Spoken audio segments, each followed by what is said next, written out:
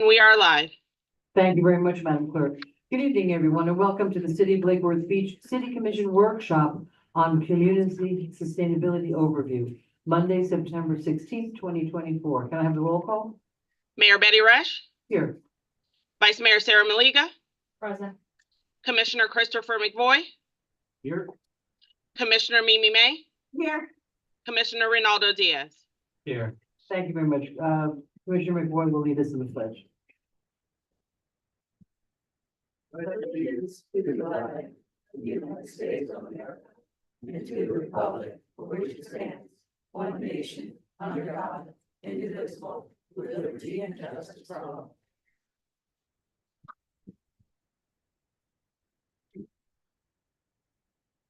But we were going to start the meeting. What? Yes, you mentioned at the last meeting that, it was an oversight, that the last one didn't indicate whether public comment would or would not be allowed. I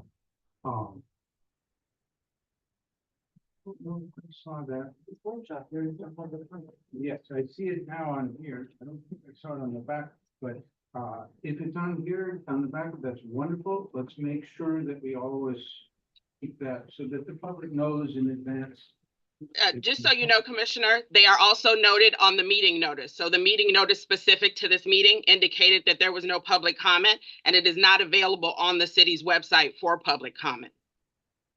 Right, yeah, that makes sense. Okay, thank you. I'm glad that Your we. workshops never do unless we do it otherwise, Okay. So this is pretty much a workshop for us to hear from our staff about the Community Sustainability Department. And so I'm just going to turn it over to staff. Good evening, William Waters, Community Sustainability Director. Thank you for the opportunity to give you an overview of the department, which will be celebrating its 13th year in the upcoming fiscal year. There are quite a number of our staff who are present. I'm going to introduce them as best I can from left to right. Yolanda Robinson is our Co-Compliance Assistant Director. Bryant, sorry. You're right. Bianca, Always. start over again. I didn't hear you. Yolanda, Yolanda, okay, Right. that's what I thought. I was like, Co-Compliance I thought it was Assistant just Director. Alicia Wilson is our Office Manager and Budget Manager. Scott Rodriguez is our Assistant Director for Planning and Preservation. Amy Greening is our Principal Planner who deals with both planning, zoning, and preservation. Keep going that way. And Elizabeth Linehan, I think you know who she is. Coming back over here, we have Krista Simmons, who's our Administrative Co-Compliance Administrator. Bobby Hicks is our Co-Compliance Field Officer Supervisor. Denisha, I don't remember your last name. McKella is our Planning and Tech Review. Barry Schultz is our Building Official. Michael McCarroll is one of our building inspectors, and anything else. And I'm sure some of our staff is also watching from in the other world of the virtual world. In front of you are some collateral materials we put together over time. They are in the little booklet in the order that we'll probably cover them as part of the presentation. I'll go over some of the first ones, and then we're going to go in the order that we find ourselves in the budget. So there'll be the administration, then building, and planning and preservation, co-compliance business licenses, and then finally the strategic planning and urban design division. We also have some postcards that we are able to give out from time to time. Two of the postcards do come in a larger version that is a small poster. So if we can get our presentation up, I'll start with our first division, which is administration. I'm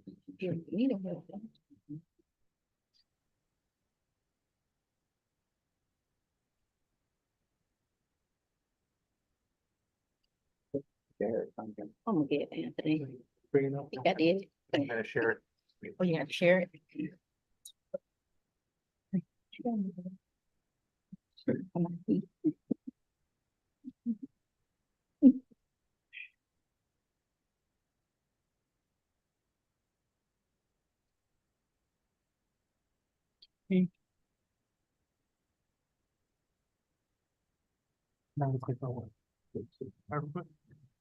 Okay. So to start with, as I mentioned, the department was created in the fiscal year 2012. So we're getting ready to have our 13th year. This is an organizational chart that shows the various positions. There are just over 40 positions in the department as of today. We do have several vacancies, which we will kind of cover as we get from one division to the next. I think the division that's been challenged the most with vacancies are two, code compliance and business and building. And they'll cover some of those challenges as we move along. So our administrative division, that's the umbrella division, it's 2010. It covers all the administrative ins and outs of the department, budgeting, contracts, staffing resources, the human resource piece, our office management. That division's also been responsible for our big two series of renovations that we've done. And the upcoming one that's going to be hopefully kicking off in FY25. Those construction documents are finished. We're going to have a little update for you all a little later on the direction that you prefer for us to go with that major renovation. Alicia helps with this administrative division as well as part of Sherry Cole, who is our Planning and Preservation Executive Secretary, helped me with scheduling and calendaring, and then also they're responsible for our customer service experience. So we're going to jump to the building division. I don't know how, if you want to ask questions after each division presents, which is fine, but it's part of the overall umbrella piece of the department. There are two pieces of collateral material. One is a little brochure that we give out to sort of introduce people to community sustainability and the city. It has some of the platitudes and goals and objectives and what we find important. What's the name of that one? It's the one, the very first one. There, okay, it looks like this. In addition, code compliance was instrumental in helping to put together our How to Be a Good Neighbor, which reflects many of the things that the whole department does, not just code compliance, but also building, planning, preservation, some other things.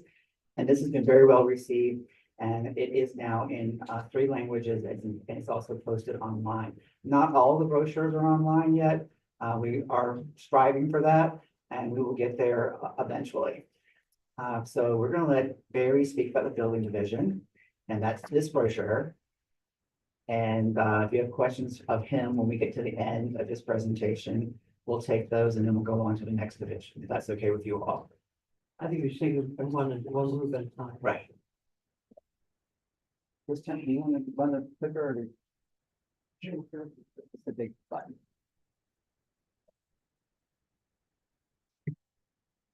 Good evening. Can you hear me? But you might want to speak a little louder for Okay, the recording. And for the people in the back. And for sure, for sure. raise your hand, please.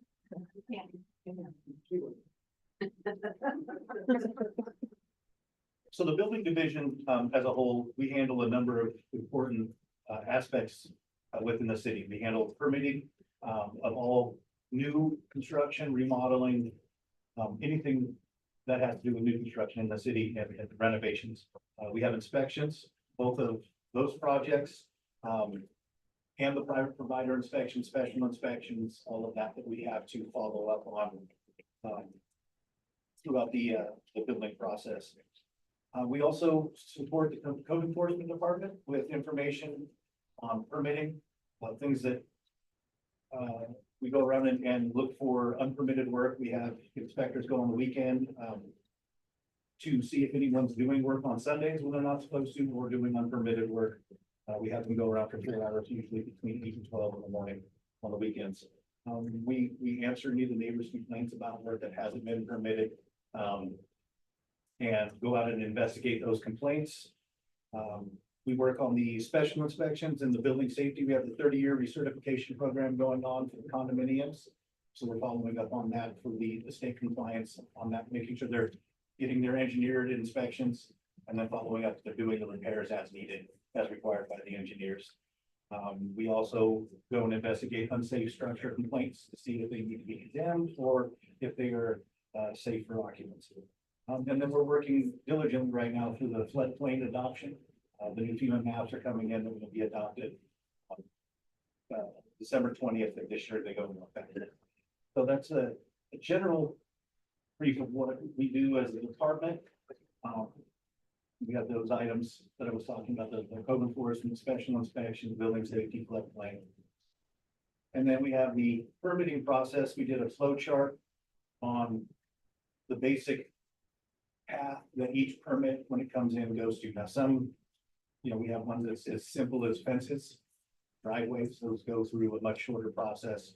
Where you have 192 unit apartment complex, and obviously they're gonna hit every single step and have to go through each department. So when the permits come in and then the fees are paid, that's when, staff, we review those applications and we distribute them to the departments. Every department has to see utilities, public works. We have to send them over to fire department and all of that for their reviews. We track that, we follow up on it. If they have comments, we end up sending those out, to all the customers from them. And so each step of the way, when it gets approved, it goes on to the next department for review before finally that we can issue the permits. If they have a disapproval, they're notified via email, which is the email address they've been given at the beginning, and it gets resubmitted. We review it when they resubmit, start the process. So oftentimes when there's delays and people talk about that there's been a long process, and because there's been multiple resubmittals and it has to go through each step. Again, it doesn't just jump the line and start over because we have so many different resubmittals as we go along. And the last one, the inspections. We have a lot of inspections every day. We have 2 structural inspectors on staff. We have plumbing and mechanical, and then we're looking to replace an electrical inspector that we're missing. So we're filling that in with contract or myself when necessary. When we can't do that, we have an emergency. And that happens a lot with like the electrical permits. They're not ready to get their power turned back on within regular business hours, and then someone, either myself or the electrical inspector, go out after hours or on weekends sometimes to make sure that our residents aren't without power or they don't need to be. So when we result any of the third-party inspections, we track that. There's a lot of people who choose to do their own private provider inspections. So we have to track all of their inspections. They have to send us notice that there's an inspection being done. They have to send us the results. And then when we get to the end of the project, we have to audit that they've done all of the appropriate inspections. They've all been approved before we can issue a certificate of occupancy or completion. So that's the basic procedure on doing inspections and scheduling. And a small part ultimately of all the details that go into what we do, and through plan review, through permitting, and through inspections, but it's a general gist. I have a couple questions. Sure. I would think the answer is no, but I'll ask anyway. Is there an average time that a permit takes to go through? I mean, let's say, assuming the permit application is complete, right? And it's not. Then it's. How long is, I mean, obviously for a small project, it would take shorter. If we have a project that doesn't, if just the part that we review in our department, because I can speak better to Right. our times. We're a week or less for reviewing our products and projects and getting them comments back. Sometimes you have more complex one like the Gulf Stream or some of these other projects, it's gonna take a little longer because there's hundreds of pages to review, lots of details. And that type of thing. So You mentioned that if part of the application is incomplete, they have to go through the entire system again. if it's incomplete. we Or I just mean, have- if it has to go back, I may have said it wrong. That even if something's been approved, they have to wait because they can't cut in line, I think is the phrase that you used. Right. If it's already been approved, why make them do that? So if it's disapproved and they have comments where it's coming back, we have multiple, I might have in my box 20 of them that are resubmittals answering questions. So I'm gonna take them in the order that we received. If I've got something that someone, specifically calls in or requests, then we can move forward. There's an emergency, there's a timeframe with CRA or anyone else, then we can work with that. But generally speaking, everyone who comes in, we're gonna process them in the order that they receive. But that doesn't really answer my question. If I've submitted a permit application and I've got 4 of the 5 things and I've got one thing that I messed up with, and it wasn't complete. When I resubmit it, thought you said that all the first four that have already been approved have to be resubmitted and go through the whole process. Just the part you have to, that you had to correct. Okay, because that's what it sounded like. Right. Am I? Okay. No, that's what he Okay. Yeah. I was like, However, what? if I might interrupt, sometimes, and this has happened on a couple of CRA projects, in addressing the failed comments in one section, other changes have been made. And one of the biggest challenges that the building division has is looking where the little bubbles are. And there are little bubbles on drawings showing like they usually a number like 1, 2, 3, 4. Each resubmittal has a corresponding number. And we are finding that in, say, dealing with a site development issue, say grading or a driveway or something, there was a failed comment. Then it turns in zoning had approved it. It was fine. But when it comes back to address those civil issues like water drainage or stormwater management, something has changed that might affect the zoning approval. And that gets people irate in no time because they've had a previous approval for zoning, Right. but there are changes that their engineers have Affects made something else. have now affected something else that was already given an approval, so it has to go back to zoning. And that back and forth does take time, and some of it is very small in nature, but it does affect the project, because many of our projects are right at the limit of what they can be allowed to have from a zoning standpoint. Yeah. And so it's not a, everything's on a case by case basis, and everything's not, because we could have a simple house. Let's say if it was going for a platinum LEED certification and a 20,000 square foot house, both come in at the same time. The 20,000 square foot house is probably going to come out of the building permit process faster than a little house with all the nuances of trying to get a LEED platinum certification. So it's all based on what is incorporated in that building permit, how long it takes to turn it around. And I'm aware, but, you. Oh, would it not be perhaps incumbent on us to say, okay, if you're resubmitting, if we found some fault and you're resubmitting. And I understand, I mean, something can change something else. You need to tell us, we don't have to look for the bubbles. You need to tell us that on page 14, 18, 24, those changes are effective. I can tell you on a project that I have right now that's gone on a revision. It's an already approved project. Okay. And they submitted a revision and the narrative on all of those changes is 18 pages long. So it's not as simple Big as that. project? Yeah. So you get 18 pages to go through and look at each of those bubbles, find them on the sheets. Sometimes there's. So they're telling you where they are. Right. Okay, all right, Yeah. that's good. Let's get you guys some help, right? I appreciate it. It's like hide the ball. I mean, when I do a change in a document, I underline the new and I cross out the old. Okay. Sure. Another question that I had. was- And you have to understand that each one of us, almost every day, gets at least an email, a text, a phone call, something, right? And including Facebook pages, stuff, right? And we are sort of by then put them. And I always want to find that the city did it right. I mean, that's my goal, is to find out we did it right. But here's a question that I had. So one person, I don't know, I forget who it was, their permit, they put their permit, and again, and I also caveat to the staff, understand that we usually get part of the story. For those of you who don't know, I worked for private clients dealing with these people for a long time, so I've kind of got it for both sides. And a client comes to me and I say, okay, now tell me the whole story. When we get nailed, the restaurant didn't open because the city didn't get you didn't do a complete permit application that kind of has something to do with it. But here's my question. When a permit comes through, and this is with the complaint, when a permit comes through, it would be very helpful if it's not already happening, that within a certain amount of time, and I spoke with you about this, within a certain amount of time, we have an initial review of the permit application, just for things like, is anything missing? Do they not have a survey? So that allegedly, again, permit was submitted, application was submitted, and it was defective or short something, but it hadn't been looked at, it hadn't been initially reviewed for a couple of weeks at least. Okay, so and then they found out that there was a problem, and then they had the time to fix the problem, but they lost that month, let's say, in fixing it. So, again, it's allegedly, but if you're not doing it, I would just, as a friendly suggestion, couldn't we have it that somebody sits down and looks over that permit application within a week of it coming in and saying, okay, you're missing this, that's crazy, you need this, whatever.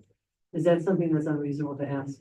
No, and when they do permit intake, they reject many applications for being incomplete, for not Yeah. having their owner builder cert, not having. things And is that an signed. immediate, how does that work? It would be Mechanically? immediate, or within the, if they submit it online, it might be a couple days as it's processed. They would see that there's something missing from the application and it's rejected. They're told by the admin staff what's missing and in order to be able to resubmit what they have to turn. Okay, and so if someone, so there's no, is there a pre-submittal personal meeting that the applicant has with the staff before they submit the permit? Now, on larger projects, absolutely, we almost always have, pre-meetings, pre-construction meetings, pre-submittal meetings where they come in. They talk to us about what we need from them and how they are submitting. On most of the smaller projects, the contractors are submitting like window permits. They submit them over and over and over, and they very well should know what they should be submitting, because they submit 20 applications a year to us. Owner builders, homeowners, it's different. They're not used to the process. They're not aware of everything they're gonna need, but we do provide them checklists, like on their fences. We provide them a checklist. And then it typically is reviewed when it's submitted, that the items of the checklist are there and the checklist itself are there. But it would be really hard for someone at the front counter to know that what they submitted, whether that's gonna be deficient or not, because they're not. gonna Well, be that's aware kind of of my question. Let's say I'm just this, homeowner and I want to put an addition on my house, or I want to do it as a owner builder, because I know you can't do it in a rental. Hold on, please. Could I call you guys up and go, hey, listen, I want to do, I want to put, whatever it is, or I want to do some work on my house with an owner builder, or even without an owner builder permit. I need some help. I need some guidance. Could a citizen make an appointment to come in, meet with staff and say, get some guidance? I answer those emails all the time. People are requesting what they need to submit. I go over it. I know, my staff, my plan reviewers, Charlie, he works with the clients all the time as well, doing that, hey, you're gonna need this. Even has examples to email them when they're having trouble. Okay, this is what I need it to look like. This is the information. So we attempt to alleviate a lot of that through checklists, and anyone, anytime can email me with that kind of request and I answer them. And if there is something we can do over the phone or email, and I can solve it, great. If not, bring people in. In fact, when we do plan review, if you get rejected twice from building, we require that they have a meeting with the planner, either be phone or in person, because obviously there's some communication they're not understanding. We ask them to come in and we sit down and we show them, and that usually alleviates the problem right there in the submittal of something. Okay, great, thank you. I do want to try to get something else Sure. on that, is that turnaround time, we have somewhat limited staff. And people who expect Barry or his staff to get back to somebody in the same day or within 24 hours on Right. such request is That's is unrealistic. unrealistic, because just as an example, in 2023 fiscal year, they did almost 4,000 permit applications. Ranging from, I'm gonna put the fence to the Gulf Stream. Yes. And then when it came to permits that were issued, we issued right at just over 3,100. And once they're issued, they've all got to be tracked. And they all have inspections. And then that same year, we did 8,160 inspections. And in the For plan, permits. per permits, and the plan reviews he's talking about, we did 6,837. So 68, that's almost 2 plan reviews for every permit that we got application for. So they are really, really busy based on the size of the city. We're probably one of the busiest building divisions in the whole county. And I'll give another good example of how on the ball they are. I'm not criticizing another municipality, but our time frame is probably half of what most other municipalities are. Because I experienced trying to get a building permit to replace my roof with the same kind of roof, and I was in plan review for 9 weeks, which was actually 5 weeks beyond the statutory limit of which you're supposed to get comments. And so we do follow, you might want to explain that and what Jennifer, we do have a time where we have to provide comments back, otherwise we can be in trouble, and Verity described that, and we strive very, very hard to always meet or exceed that deadline, so you'll at least have comments and know where they are. And I'm asking some questions, and I think one of the points of tonight is not just for us to, learn, but also to get out to the people, there is a process, and we'll talk about customer service, as part of this, but, I'm basically asking customer service questions.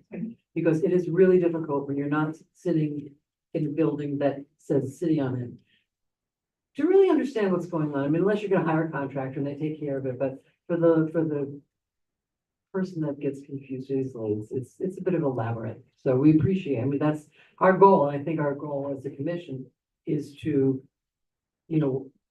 get the permits out and have people feel like they've been listened to and taken care of. All right, this is very helpful. I think I have. Any questions? Oh, how many condos do we have in the city that need that stage? The Lucerne, the towers, down I about 50. believe there's 13 that Really? qualify under that. It's 3 stories or Three more? stories or Okay. By December 1st, they have to remediate it. yes.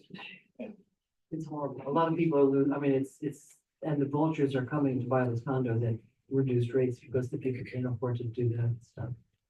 All right, thank you. Now we have Mr. Boyd, he was up first. You're not done yet. Thank you. The mayor addressed some of the questions I have. I guess I have a couple specific ones. Here's one specific one. If somebody wants to replace their fence and the fence was already there and they're putting it in the same place, why do they need a survey?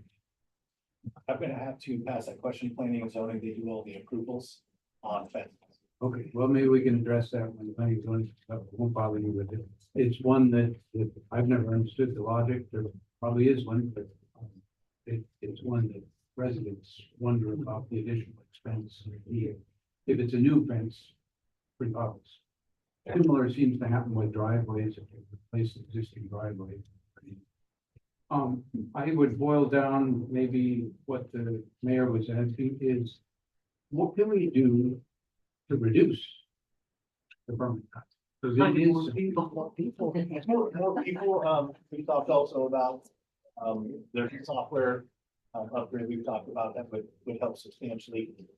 That would allow when the permits are submitted online, there's not the multiple handling of it there. When it's submitted through a portal, it's already in the system To everybody. to everything. So it's a direct Right, upload. so that the different departments could simultaneously look at it rather than That'd be great. sequentially. Right, that would seem like it would make some sense. Um, I'm not a huge fan of artificial intelligence, and I would be very cautious about wanting to mess with it on life safety sorts of things. But it would seem like somebody, I'll bet smart, is out there messing with artificial intelligence to do the initial screening. Hey, dude, you forgot to sign on the third page, or And there you are could some, automate some of it at least, or at least. I don't think I would turn it over to the machine, but the machine alerts the staff that says, oh, hey, actually, Charlie, the chatbot is right, they did forget to do that. yeah, and there are some programs that are starting to come out. I was involved in my last municipality with the rollout of a program called Solar Act Plus, and that was 100% submitted to the website that's run by the Department of Energy and a number of other groups. And it gives them a number. So when they apply for a permit, they submitted the number. And that allowed all the documents to come over, and it was automatically already reviewed, and it was automatically issued. Then the inspector went out and had the whole set of approved plans that they had printed out. So there are some programs that are going towards that. But I wouldn't, as you said, with fire, life safety and things at this moment, I'm unaware of anything that would speed up that process. Right. You might ask some follow-up questions on that. Sure. Is there a way though, I mean, the idea of like simultaneous reviews, oh my God, what a concept, right? Couldn't we just send the different departments, those, I mean, it's all email now, right? Pretty much. Couldn't we just send it to everybody and have them review it at the same time? I do.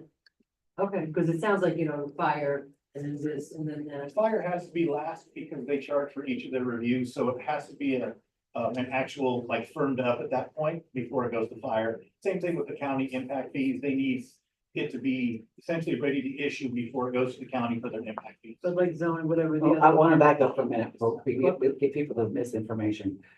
We review the planning and zoning and intended use first before it goes to plan review, because we have an inordinate number of applications that come in that, one, the use is not allowed, and two, the planning and zoning doesn't allow what they want to do. Right, so you have the initial And determination.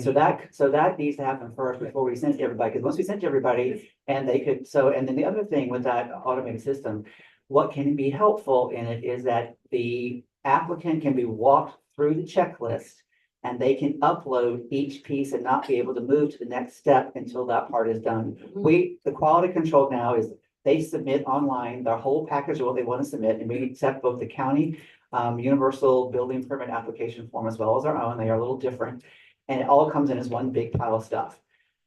Under the other system, it could force the applicant to submit things in the checklist, and you could not move on until might be helpful. everything is actually submitted. That would be a huge amount of help, because the number of incomplete applications is monumentally high.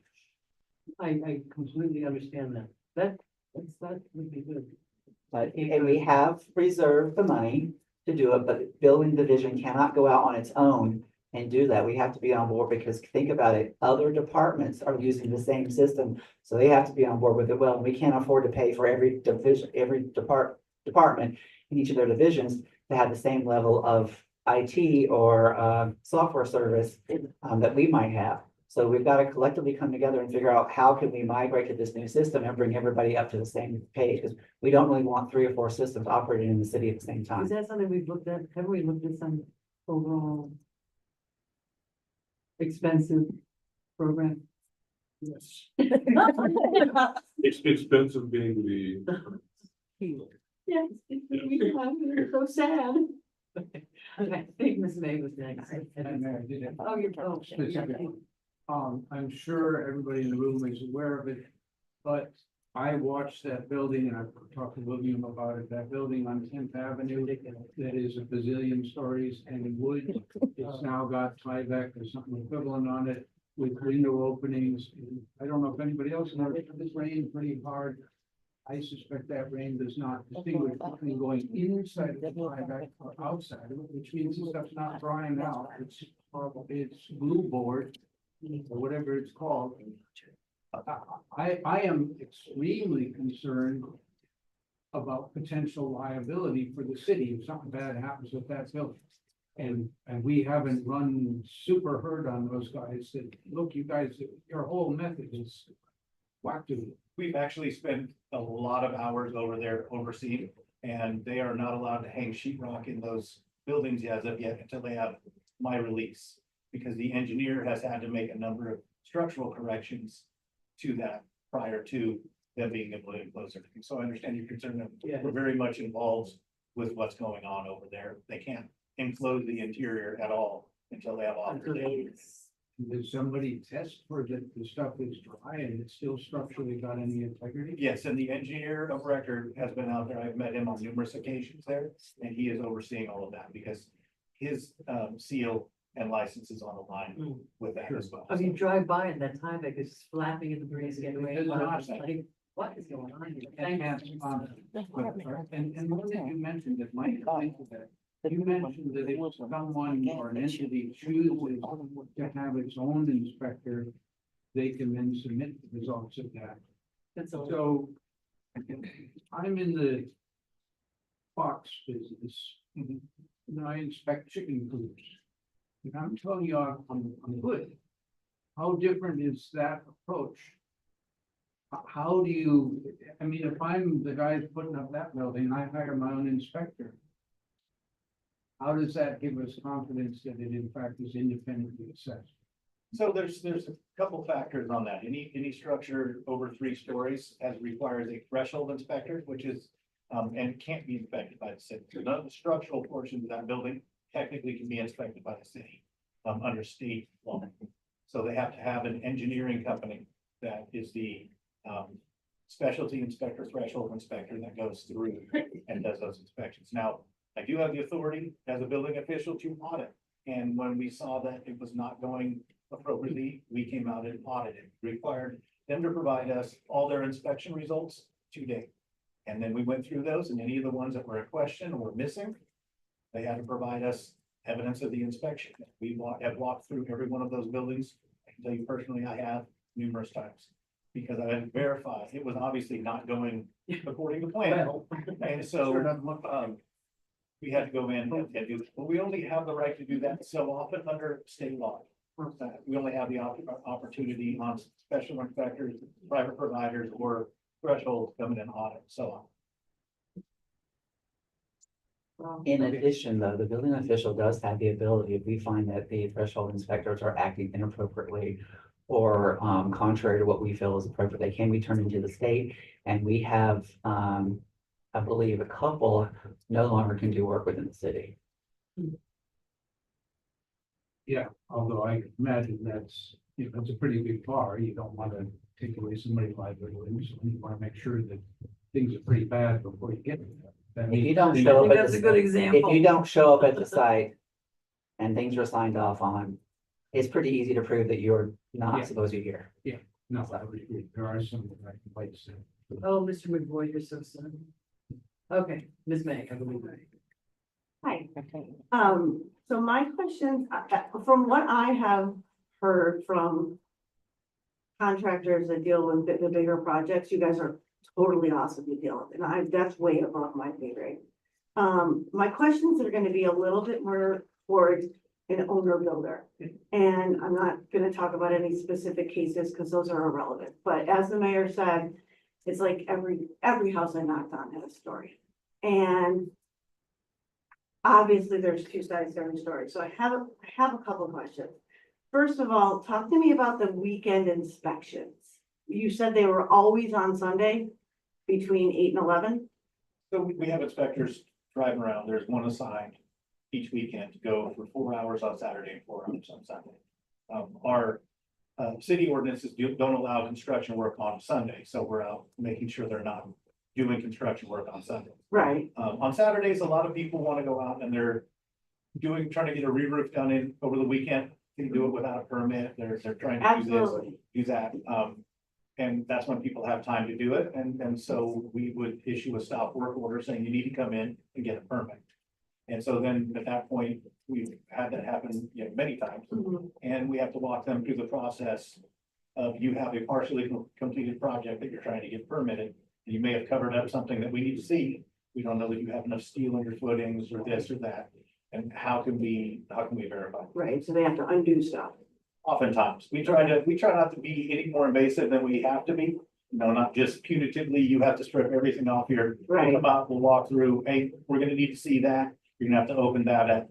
But we do, and then if we see something from there that needs more open, then that's what we'll do. Okay, But we try not to be punitive about it. Okay. But we do need to see fire life safety, that what's been completed meets current building. okay. No, for some reason, I just heard Sunday from like 8 to 11, everyone's at church. Like, no one's building, so. Yes, You You certainly better manage it. Okay, so and my neighbor, it's Saturday and they're putting a roof on. And you said that there is, that you can report illegal work. Sure. How do I do that? There's a weekend inspector phone. I'm not sure that's posted on the website, and we can look at what posted. Yeah. So I'm on the website. I've looked all over. If I wanted to do that, I could, and that I know is IT. And we're dealing with that. So there should be, is what you're saying, some way for me to, let's say I'm 75 years old and trying to navigate this, I should be able to find it and I should be able to call somebody and say, hey, my next door neighbor is doing this. Correct. I'm not gonna see your thing. They have a Sorry. copy. On I the was gonna say website, there 80. is a who to call for what section. Mhm. If it's not easy to find by putting in who do you call, then we can work with Keith to have that who do you call be one of the search strips. But there's a whole variety of phone numbers on who to call for what. Okay, all right, I'll definitely I'll look. tell you in that packet. Where He does didn't it tell say you who to what. call? For what? Under code compliance and I believe. And It's on your list. I printed it in the code compliance packet that I left up All there right, I'm just. on the last page. The very last page. I wouldn't have thought, I don't know. It's also on the website though. So she's, It's on, I'll look, I'll try to find it. It's not you guys, can't find It's on anything. here. Okay, so that's my first question. Now, so owner builder, so like, let's say that I wanna do something, I don't know. And I don't have a clue. I have my house. And I wanted to, do I get like to talk to one specific person? Or every time I call, I talk to somebody else? If you have code specific questions, you're gonna get one of two people, typically either myself or Charlie, who is my plan reviewer, who was in the office all day. So you're gonna get one of the two of us. And once you talk with one of us, you're gonna stay with that. Just like if Charlie's on a plan review on one thing, unless he's out on vacation, he's gonna do the re-review, because it's just a waste of time for me to start over looking at this review when he's already familiar. So when someone calls in, when these owner builders call in, I'll try to walk them through the process. Charlie does as well. But if it's a project that's a little more complex, and I think that an owner builder should, and based upon their questions, I get an idea that I oftentimes recommend that it might be a good idea to get a professional involved. Yeah, and no, I think that's good. People are taking too big of a bite, and it's more than they can handle, and no amount of what I try to help them through, they're never gonna make it through that process. Right, Because they just don't have enough technical knowledge sure. for the complicated, or complexity of the project. follow-up question on yours, maybe. Okay. If I want to do a owner builder permit, I still have to get a licensed electrician? I still have to get, that's the question. Do I still have to get a licensed electrician to do the work, or a licensed plumber, or a licensed? Anybody you're hiring to have on your project should have a license. But let's say I have a good friend that's an electrician. That's hiring somebody. You can't have somebody work on your project. If you do, you have to have either an insurance, workers' comp, and liability for them, or they have to have their own license, workers' comp insurance. Because if you do an owner builder, it's supposed to be you doing the work. If we have anybody else, they have to be licensed and insured. That's an interesting fantasy. Okay,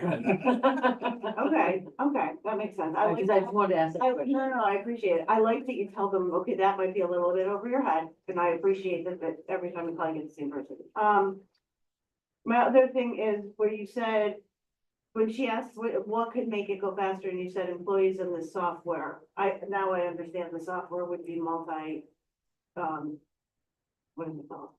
Interdepartmental. Thank you, interdepartmental, between what departments? It would involve the water utility, the electric utility, public services, and an array of divisions within DCS. Department of Community Sustainability. Right. Okay, so we'll go, I mean, is it completely out of the range of our budget to do this? It's all a matter of priorities. Nothing is out of a budget, but if you want to include all the priorities in a budget that you have, you probably can't make them all. So you're gonna have to prioritize. Okay, could we at least get it into the plan so that we have it written down We somewhere? have it in our plan. We have it in your plan? In our plan for our department, we have set aside enough money for the building division and our department to jump on board. We can't move forward unless the other departments move forward. Do the other departments even know that they should be looking into moving forward? If they don't, they've missed probably the past 2 years of directors' meetings. Okay, all right, so this is the Jamie question. So Jamie, are we really far away from all of this talking to each other stuff, or what's going on?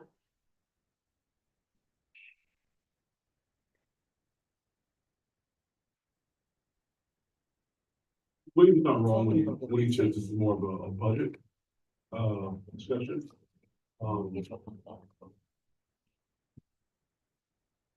The best way to answer your question. I just wonder, because we're in between hearing one and hearing two, and I don't know about this thing. So, and it's more of a, we'd have to have IT involved as well, because there is an IT component to this and making sure that it works with, each department and what we're doing. So it's more than just, yeah, here's the money for it. So it's a little more complicated than just, yeah, here's the money, so we're. It would be a complete shift of the way we do business? It would be a pretty substantial shift in what we're currently doing, yes. Okay, So it would have to be much larger discussion. okay. But if this discussion's been sort of in the works in some fashion for 2 years. From our end, policy end of moving things forward for residents. What do we have to do to unblock this and move it forward in a more timely than 2 years after? Or is it something you don't want? I mean, anything that would make it more efficient sounds good to me. It's not something that we don't want. I think it's just, we'll have to package something together to bring forward to all of you. And actually explain through, what the shift would be. And currently, how we're currently, I guess, operating versus what it would do. The price tag that comes along with that, and then the shift that's going to bring to the overall process. Okay. But we can do that. I mean, I have no idea if it's a good idea, but you brought it up, so I'm assuming you like this idea. Well, I mean, at some point, the Central Square system, I mean, we bought it in, for the city. I think they've started the negotiations in 2004. I'm sure there's an upgraded version by now. We have upgraded it, but there is another version that Central Square provides that provides a lot of the seamlessness that is discussed. However, it doesn't really work like our department, that people will quibble about this. Our department touches every module that is in the Noveline system now, including finance, like taking in our payments. So we can't just jump out on our own and do our own thing. Right. It needs to incorporate, so it needs to be a wholesale buy-in from the city. And we've talked about hiring, I think it was in last year's budget discussion, having an IT person dedicated to trying to see what all had to be put in place so we could transition to a newer version, getting the prices, putting together an RFP if necessary, having the entities from Central Square, which is our Noveline, come present to us, which we did once before. If you had to sell this system to us today, what would it be able to do? And it was a horrible presentation from a person who really referred to be an amateur baseball player and a lady who couldn't stop blinking. It was tragic. And so it got a little better, and Nellie can give you the history of it, but there is a way to get there. But it's probably gonna be a 2 or 3 year evolution to get to that stage. And the whole city has to be on board with it. I believe in your budget last year or the year before, you did earmark part of the ARPA money to upgrade, but it wasn't enough to cover the whole thing. And as Jamie mentioned, a presentation or update from Nellie from the IT department can give you an idea of what all we have to do. Because we've done so many, we did not customize any of Noveline. So there's a lot of information that's gonna have to be cleaned up, we'll call it that way, or put in differently so that when it transitions over, because we probably can't just switch a button and have the whole city to switch from Noveline A to Central Square B. It's gonna have to be done in parts. And each part has to be done cleanly before you can go to the next part. So it's a pretty long process, but it is also a very large financial commitment to even get to the process where you can actually purchase or consider the software that's needed. Because like I said before, everybody has to be utilizing it. And we will be on 2 systems for a while until everybody's transitions. I believe that when we went to Noveline, I think finance was first, and that was in 2005 or 6. And when I got here in 2010, some entities of my department had just gone live in 2009. So that was a 3 or 3.5 year implementation process. Okay. All right, With so complexity, but- we can come back to that. Let's circle back. One more question is, employees. So did you guys put in the budget this year that you needed more employees? Because you said that would help. We're short employees that are already in the budget. Okay, so you're hiring. But we're hiring to fill current Okay. positions. Okay, all right, that's good enough. Thank you. Mr. Diaz. Thank you. A lot of what I was gonna ask, I think was covered, but I think that was a really good question about our technology, if you will. It's been a while since we talked about that, and that's why we did talk about it, before you were up here. And I think if we could get, I don't know if everyone agrees, if we could get like an update on that, that would be good, because, you know, I remember when we talked about it, it's like, do we want a complete overhaul? It was colossally expensive, then there was a talk of, well, you know, Naviline has some upgrades, maybe some plugins that can work in to smooth it out, and like, just kind of looking at our options, because I think that is probably a critical component. I think more staff is always beneficial. There's always the other side of how much more efficient can we be? So we kind of need to look at both ends of it. And you know, what I see, this is really great that we get to talk about this in a workshop finally, because Yeah. I know we all get the same critiques, if you will. I just want, yeah. we're hopefully not attacking, it's more trying Oh, to no. understand, so we can, if we can talk to the citizens before, that Yeah. helps you. Absolutely. Yeah, and that's the thing, you like, you know, what I have found is, and I think you mentioned like really big projects, you know, we can help them really well, they have no complaints, but also they're pros, and they hire the land use attorneys and the people who can navigate the system. And then you have like the kind of smaller projects, and they're good at it, but sometimes they need help, they can reach out. And then you have the owner pulled permits, and those are the owner builders, I feel like are where I see a lot of the complaints come from, and it's a lot of frustration, and I think a lot of the complaints that I've received, hopefully, have been resolved naturally, because a lot of it is, was due to like supply chain issues. Like a really common one is, you know, back when Windows had to be like custom ordered and things were taking forever, they apply to get their permit, the windows take forever. By the time they get it, they have to reapply with the same permit, and they're like, well, why do I have to submit the same permit again? And there's always more to the story, and it's just a little bit, just like the mayor said, it's just a little bit too complex apparently. And to your point with the owner builder permit, and I know, you know, code enforcement and like building regulations usually take a lot of flack from people, and like, you know, I'm a big believer in regulation, especially with this, because just look at what happened to a certain condo in Miami. There's a reason why, you know, I feel really bad for the people who have to incur this expense. Not their fault, but there's a reason why these rules exist. And it's a really unfortunate situation. And so, you know, it is, I think, largely appreciated, especially by renters.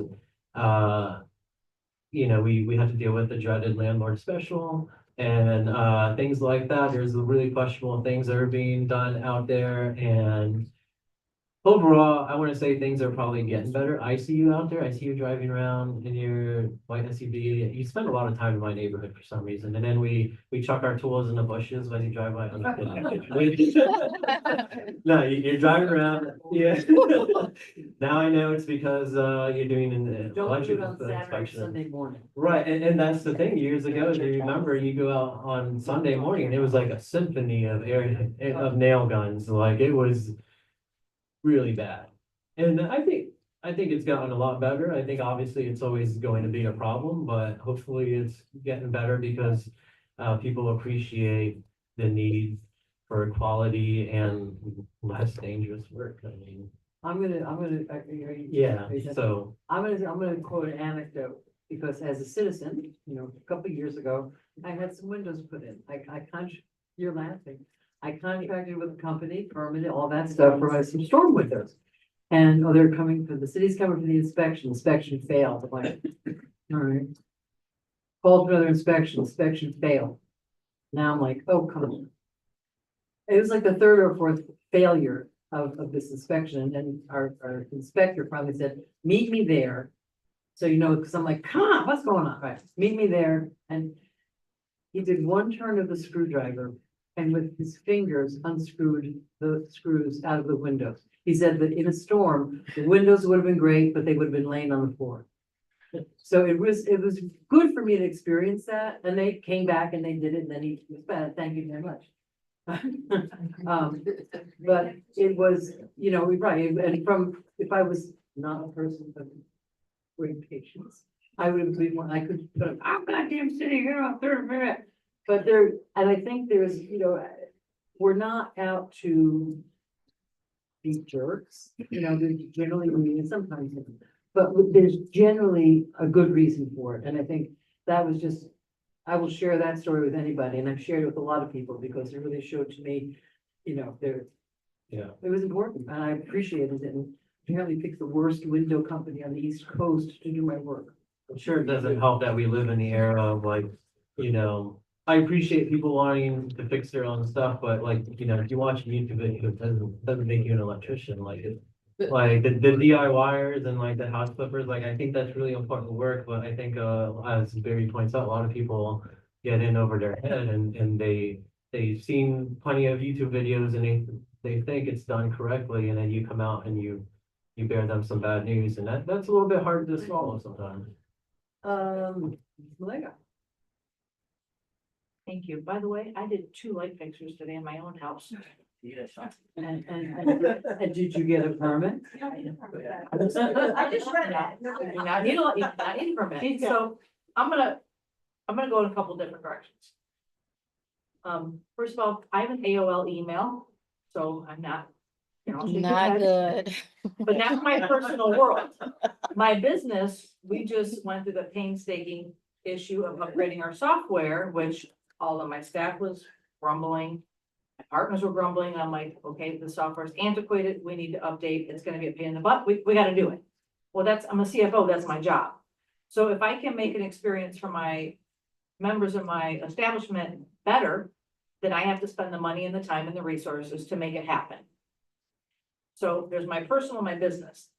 So obviously personal AOL, business, I'm gonna do whatever it takes to make my members and my customers happy. Our residents and our businesses are our customers. So as far as I'm concerned, figure it out, put the plan in place, because we've been here for 3.5 years. You guys have already been through it and we could have been using it. So I don't want to kick this can down the road. I don't want to keep talking about it. Get the monies, let us know, put it in the budget, and let's move forward. Because our residents and our businesses are our customers. If they have complaints, if we can simplify this for our staff, we need to make it happen, okay? And that's just general, not just towards you. So We have a that's bake sale? Well, there are some compliance issues with the fact that we can't do some things online that were dictated to be doing. Well, online by the I state. got you, just hang on a minute. So as of May 16th, 2024, House Bill 267 was signed into order, which gives 30 days for permits for structures under 7,500 square feet, such as single-family homes, accessory structures, electrical, plumbing, and roofing permits. 30 days turnaround. This is a state law. This is not something that is up high in the sky. It goes to 60 days for over 7,500. What's the statute? House Bill 267, just signed into law. And then it goes through all these different categories, 7,500, 25,000 square feet, all this. So again, the Tallahassee and the government's gonna do what they want and make us do things. We have to get on board, right? Well, let's make it clear though, that is the time frame of which we have to make comments and get. Review and return- comment, correct? Right, it's not giving the public the impression that they have to, we must issue a permit within 30 days. No, Because it's that's what will reviews happen and, tomorrow. it's reviews and comments. Okay. So following that, I purchased something from Home Depot the other day, and within, literally after I swiped my card, I had text messages and emails coming to me about what I just purchased, when my delivery date was. Like, it was so quick. I was a little taken back. Are we text messaging people who have permits instead of saying, check your email, we just sent you a comment? That would be a great way. And again, I don't know if this new software system would do it, but that would be a new way. Or check your code compliance case. We've just cleared your case. Some kind of text message. We keep talking about text messaging for utility bills. But again, our residents and our business owners, if we can let them know, hey, check your email. If you don't see it, look in your spam. We sent you comments in regards to your permit. Even if, and I know this could be a little cumbersome right now and a little advantageous, but even if we said, okay, until we get the software, I'm working on this permit. Can I have a good number to text you when I send you an email? I do that to all my clients. Every single one of my clients, for what I do for a living, when I send an email, I send a text. Just sent you an email. Please check your email. If you don't see it, check your spam. And I do that just to elevate that personal service, right? And I know that it may sound a little crazy, but to me, if it could just move the process along a little bit easier, people know, okay, the city's paying attention. Now I've got the text message. I can't put it on the city because now I know. So are we doing anything like that with with permits. Not directly, because the system that we have, it will all, those text messages will all be manual. The ones you're getting from Home Depot are automatic. Right, so what and I get Now, the that, system that we are looking at, have been looking at, does have the ability to be customized to do all those different things and lists. However, I'm gonna predicate what that being said is that we have been working since February of 2020 to be able to accept online bill payments for the building permits. which I still think, don't even get me started on that conversation. Please don't get me started either. We are imminently gonna be there, but it has been over 4 years working with our current systems and providers in order to facilitate how we can accept online bill payments just for building permits. Now granted, where we have ended up, we will be able to take them for our entire department, 4 years. but it's longer than 4 years. 2024, we can Okay. do better. But so, and I understand that it's gonna be, have to be a manual text message, but is it something that we could implement? You know, I know that my city phone doesn't text. I'm No, turned the off, IT doesn't None allow of the me. city phones can text, so we don't have the ability to text anybody. Now, one certain person up here has texting ability. I don't know why, but I just think that if we could allow, in my world, for building permit reviewers or inspectors to be able to text message. Hey, we just left your property, and I know that we have sunshine law, I know that there's a reason. We why need don't to do it. limit it to the software system that when an inspector hits a button that this activity has been completed, it automatically sends an email or Can the text. system we have now do that? No. No. That's why I said, to do what you want to do, it's all manual and all, and well, even if we did, I'm very concerned having the expectation if someone doesn't get a text, who dropped the ball? And we have been very efficient with the staff that we have, but we do not have the staff, the resources to hire enough staff to ensure that everybody's gonna get an email as soon as every kind of activity happens on their permit or their zoning application or their code compliance Okay, case. since We I just keep don't have the hearing, people. since I keep hearing can't, and I know that this new bill has passed, then I'm gonna say again, and I'm gonna support Commissioner May on this. We need to figure it out, find out the money, get all the other directors on board. We're all gonna get on this train together and we're gonna move the city into the 21st century when it comes to software. How much were we talking when we were talking about get on board and get it? I think it was about 5-6 million. Yeah, it was the ERP system. Well, the full new system is in the $5 or $6 million range. As I recall, doing the upgrade of Central Square Novel Line was around the 3.5, which was, 2/3, maybe a little bit less. And so the building division as well as our division, we've earmarked, I think it's close to $1 million in our budget as a capital. But will that upgrade do what we want it to do? Or is it still gonna keep us antiquated? Based on the demonstrations that we see, it will get us probably 90% of where we want to go. And the more time we wait, the more things advance in that upgrade. Well, and the more expensive the upgrade probably is. Yeah. So that's an upgrade to Naviline? I don't think it'll be called Novel, and it's part of the Central Square. The system we have now. Yes. But and the transition from one to the other based on the same platform, and I'm using the wrong terminology, and Natalie will probably kill me, would be easier to stay in the same world of software than to get a whole new one like, we go out and we're going, AOL to Google. yes. Okay, we've all had a chance to speak on this particular issue and it's 7 o'clock already. And I see I think Mr. Brown is the only light I'm gonna entertain right now. Really quickly, what I will do, for an upcoming meeting is I will have our IT director, Nellie, bring you guys an update of exactly what we were talking about back in with the ERP system. Versus the entire system versus a portion of that, what William was just mentioning was like 2/3 of what the whole thing would be.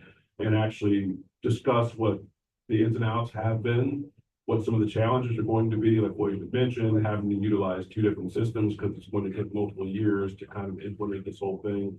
And we'll kind of roll all that out for everyone so you guys understand the entire scope of what this would be, because it is a very cumbersome process for all involved and it is extremely expensive. So if that's something we want to invest in and move forward, we just need to understand what pain comes along with that. Yeah, I just have a So- silly thought of, instead of $4 or $5 million, spend less and hire 4 or 5 more people. And that's just a thought.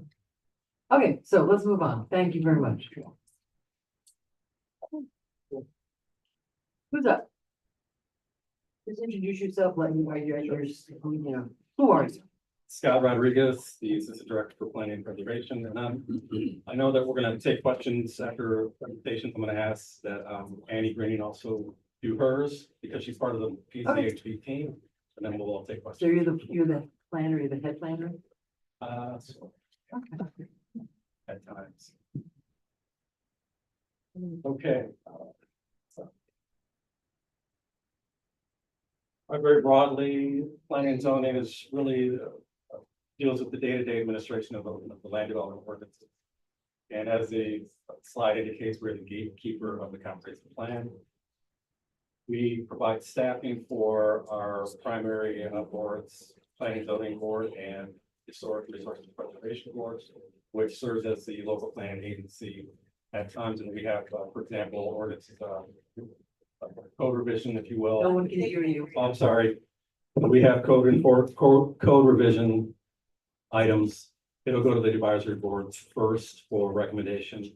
And then it goes to the city commission for first and second reading. If staff determines they need that kind of. That's actually the process that we have to follow. Staff makes their recommendation and then the advisory boards may provide comments. And what we do is we revise the city commission staff report if comments are recommended or as changes are recommended, and then city commission considers that. Continue. Yeah, I mean, some buildings are built without historic board or planning and zoning. Board. The example I was given was just code revision changes, Oh, okay, ordinances but that's that, what you're talking about. yes. So continuing on, we work with other departments and property owners on a daily basis. Our, as I have already mentioned, the division does provide reporting to outside agencies as well from time to time, generally for comp plan amendments that city commission reviews. We also facilitate the site plan review team, which is a group of all departments for certain zoning applications. And I can go over that when we discuss the function of our team. And I'll continue. So as I already discussed, we are charged with zoning review, land development regulations, minor, major site plans, conditional and administrative use permits, business tax receipt zoning review. And there's a list of some of the items that we deal with. From the building review side of it, zoning staff does review building permits. Our turnaround time for review is around 2 weeks. We've been maintaining that timeline very well. And at times we do have to disapprove permits, which it goes back to the applicant or their contractor. And I believe Barry had mentioned after so many times it gets kicked back, they meet with the applicant. We did the same thing. Our review, our process is more after the third time. And then we reach out to the applicant directly, have them come in to meet with us so we can explain what the comments, disapprove comments are. We do long range planning, community studies, and some other items. I wanted to point out that probably at the end of 2022, we began tracking public information, calls, walk-ins, and emails. And we do it per calendar year. So right now, I just want to go over some numbers from the February to August timeframe, just to give you a snapshot of the volume we get. For calls, around 1,800. Walk-ins, 169, and emails about 4,800. So that's the volume that we generally receive in that time frame. And I didn't, for some reason, I forgot to put January on the calendar, but that's a tracking in Excel that we do every day. I ask my staff to log all their stuff and they enter that in, and it allows us to track. So that was within a year, that's those numbers. It was within a year, within 6 months. That was just a snapshot of the concrete numbers that I have. So we have two processes that we generally go through, staff level and board level. This is a staff level review. Typically, I'll just go through one example. We do administrative use permits, minor site plan amendments, minor site plan modifications. As examples, we go through the pre-application process. Typically for AUPs, administrative use permits, it's not required. but we do recommend it, and generally people meet with us so we can go over we go over everything, the process, timeframes, et cetera. And then as you can see through the flow chart, we take that through a staff review process, our completeness review, which generally takes about a week. And then we go, depending on the direction that the application goes, we follow through. In some cases, a site plan review team routing is required, not so much for administrative use permits. Generally, it doesn't get routed to the SPRT team for the code, but minor site plan amendments do. So that would go to all departments, and that's a similar process to the board level flow chart. I'm going to show you in a second. The difference is that the board level goes to the board and it adds maybe a month or two. Typical time frame for AUP, it's about 1 to 2 months, 1.5. And we usually adhere to that and workload and staff level. This is the board level review, almost similar to the staff level review. The only difference is that this goes to the board. And we schedule the item once the zoning compliance has been complete. And then we take it to the planning zoning board. In most cases, as they are the final decision maker, unless it's a plan development or ordinance that goes to city commission. It goes through through that specific board, and then it goes to city commission. And Annie actually is going to talk, some of the all historic planners right now know how to do zoning, so it's very helpful. But they have a particular area that they deal with, but it is good to have them, so they are familiar with that. That's why I wanted to wait to take questions until she was complete with her presentation. So now.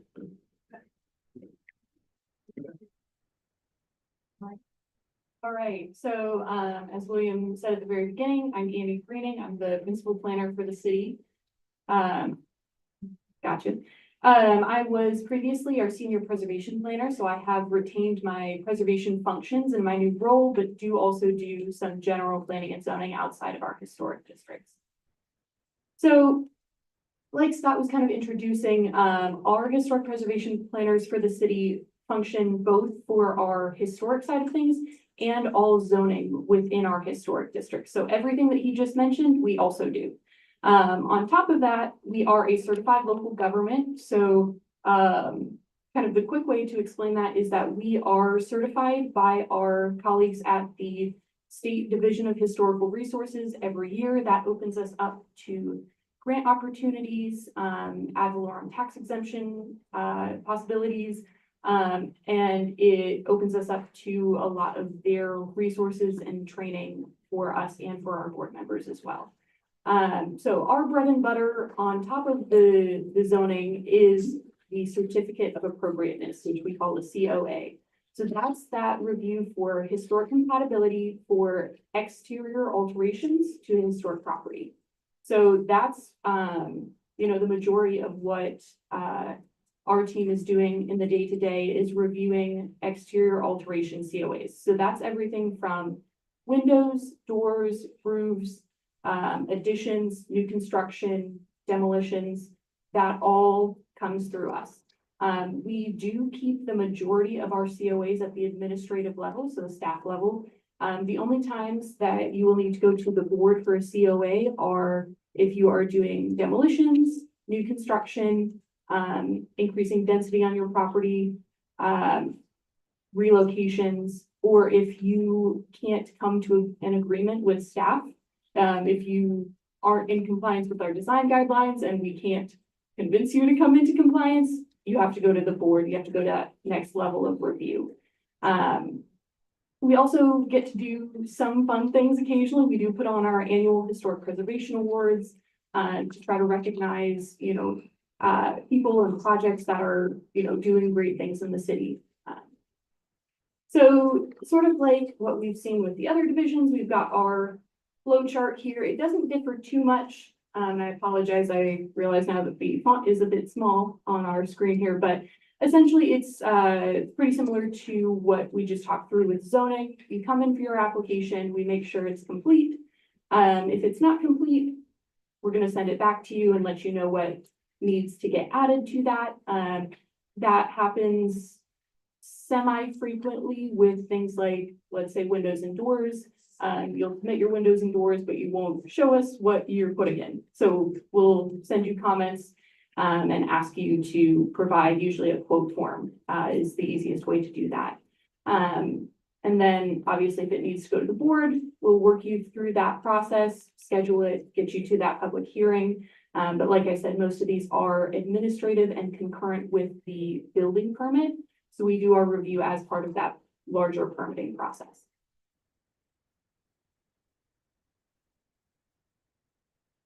Okay, we can go ahead and take questions. I see Mr. Leggett. Ms. Malega? Thank you, Madam Mayor. Hi. First of all, let me start with saying, I should have said this earlier, thank you to all our staff. Yeah. You guys represent our city well.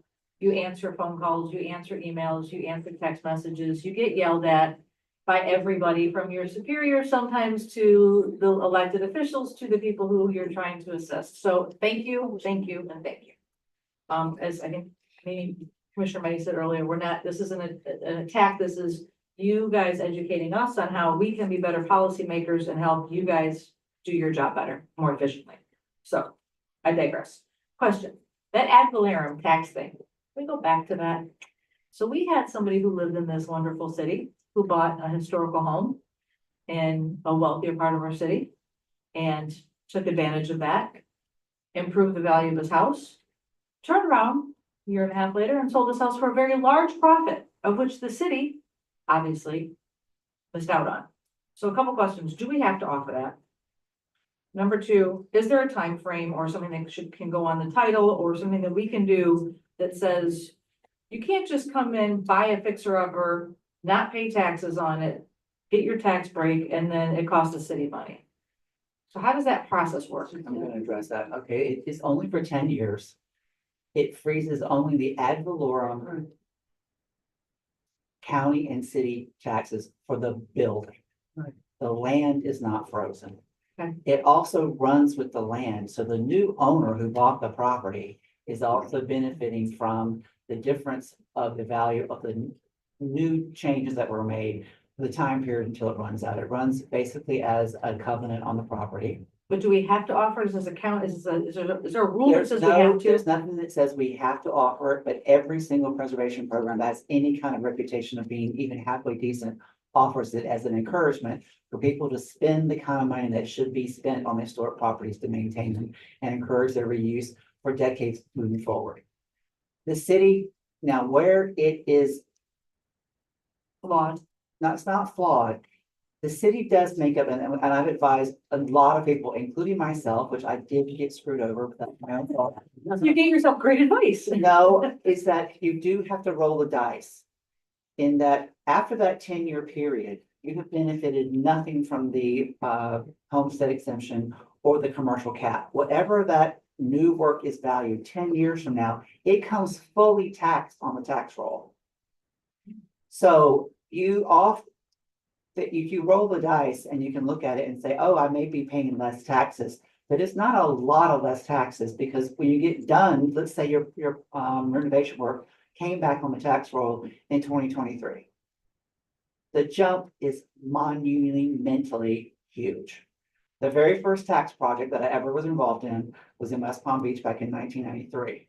And we approved it and they added on almost 3,000 square feet to an historic house in El Cid. When it was all completed, it came back on the tax roll in 2005. That addition, Bad Yes. year for that. that $3,000 addition came back on the tax roll in the tune of millions. When they spent less than $1 million putting it on, it led to a divorce. It led to the house being sold and the taxes went up by more than 10 times. So They With would that have been being said, smart. do you think it's beneficial for our city? Because when I It's see somebody beneficial. turn around and sell and make a huge profit on a property that they renovated, and the city's, to me, is losing out.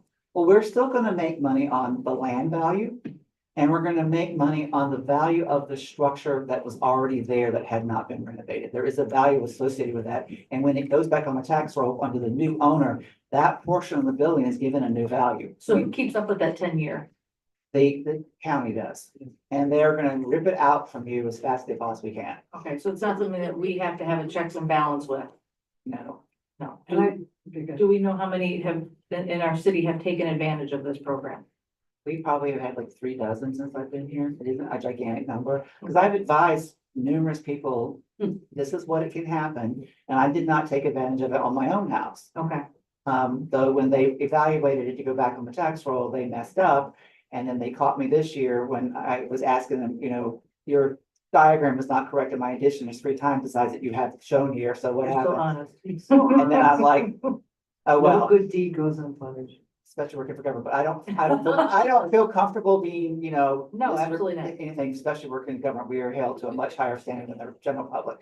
And so we do encourage, speak to your tax attorney, speak to Okay. whoever it is, because, and what's gonna make it even more challenging is that under state statute now, which the property appraiser is now enforcing, is that if you rent out your guest house and your homestead, your guest house is not covered by your homestead So exemption. they're taking that. So further it can go, it can rise by as much as 10%. Okay, thank you for that.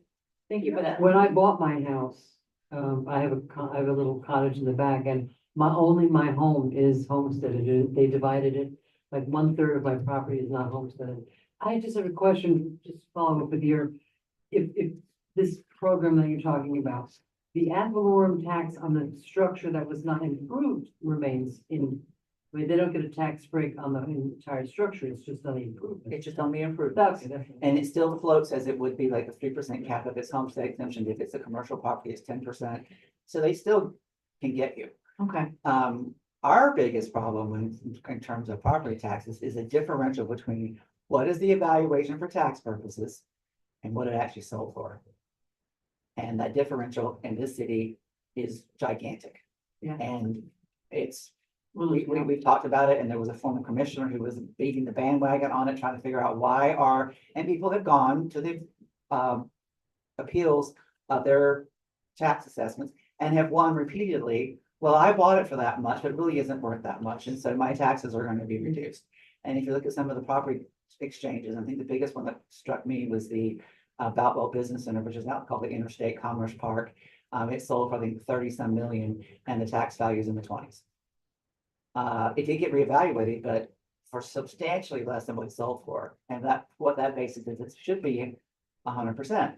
And if you go through and just pop around looking at different properties, some are taxed at 100% of the new sales price, some aren't. I do not there's no rhyme or understand. reason. I do not, it depends on which appraiser you get, I think. And I'm just gonna add something, even if I do, trust and stuff, if whenever a property changes hands, even if it's a family, mother to the kid, that property does get reassessed. Right. Yep. Yep.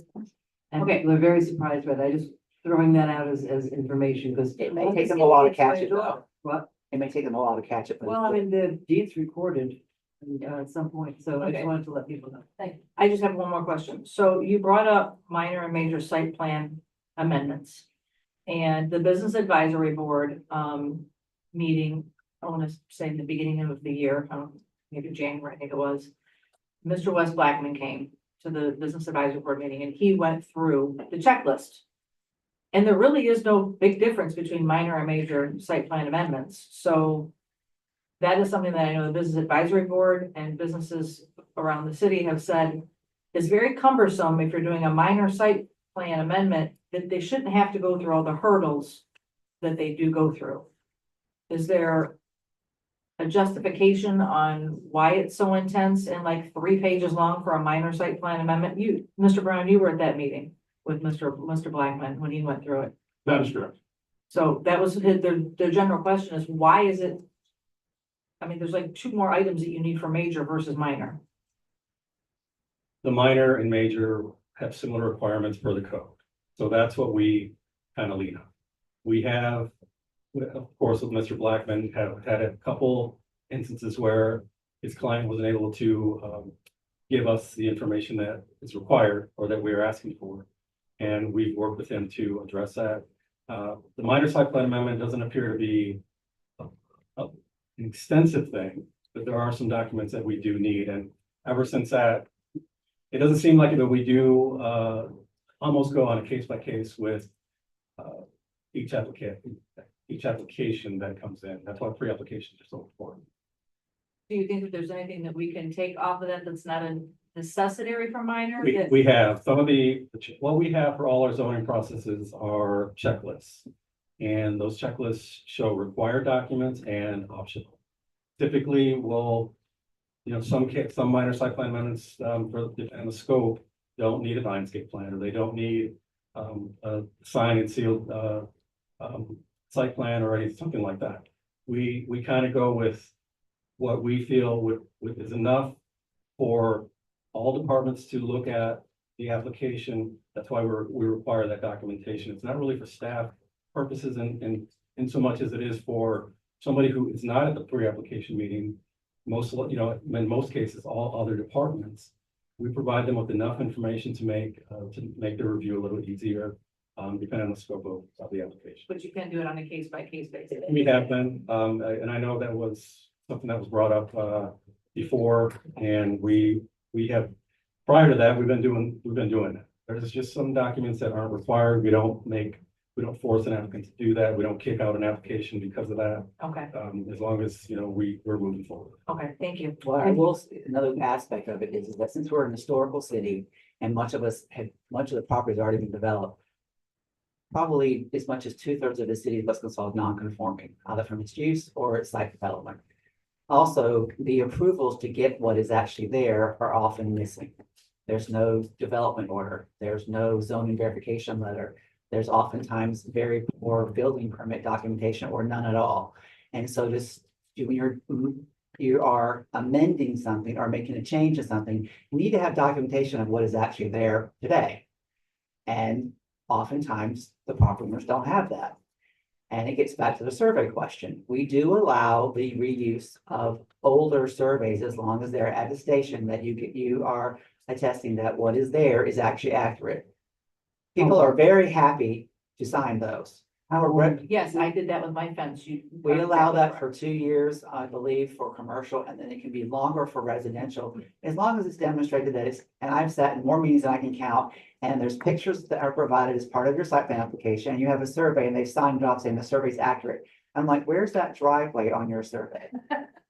Where is that trash enclosure?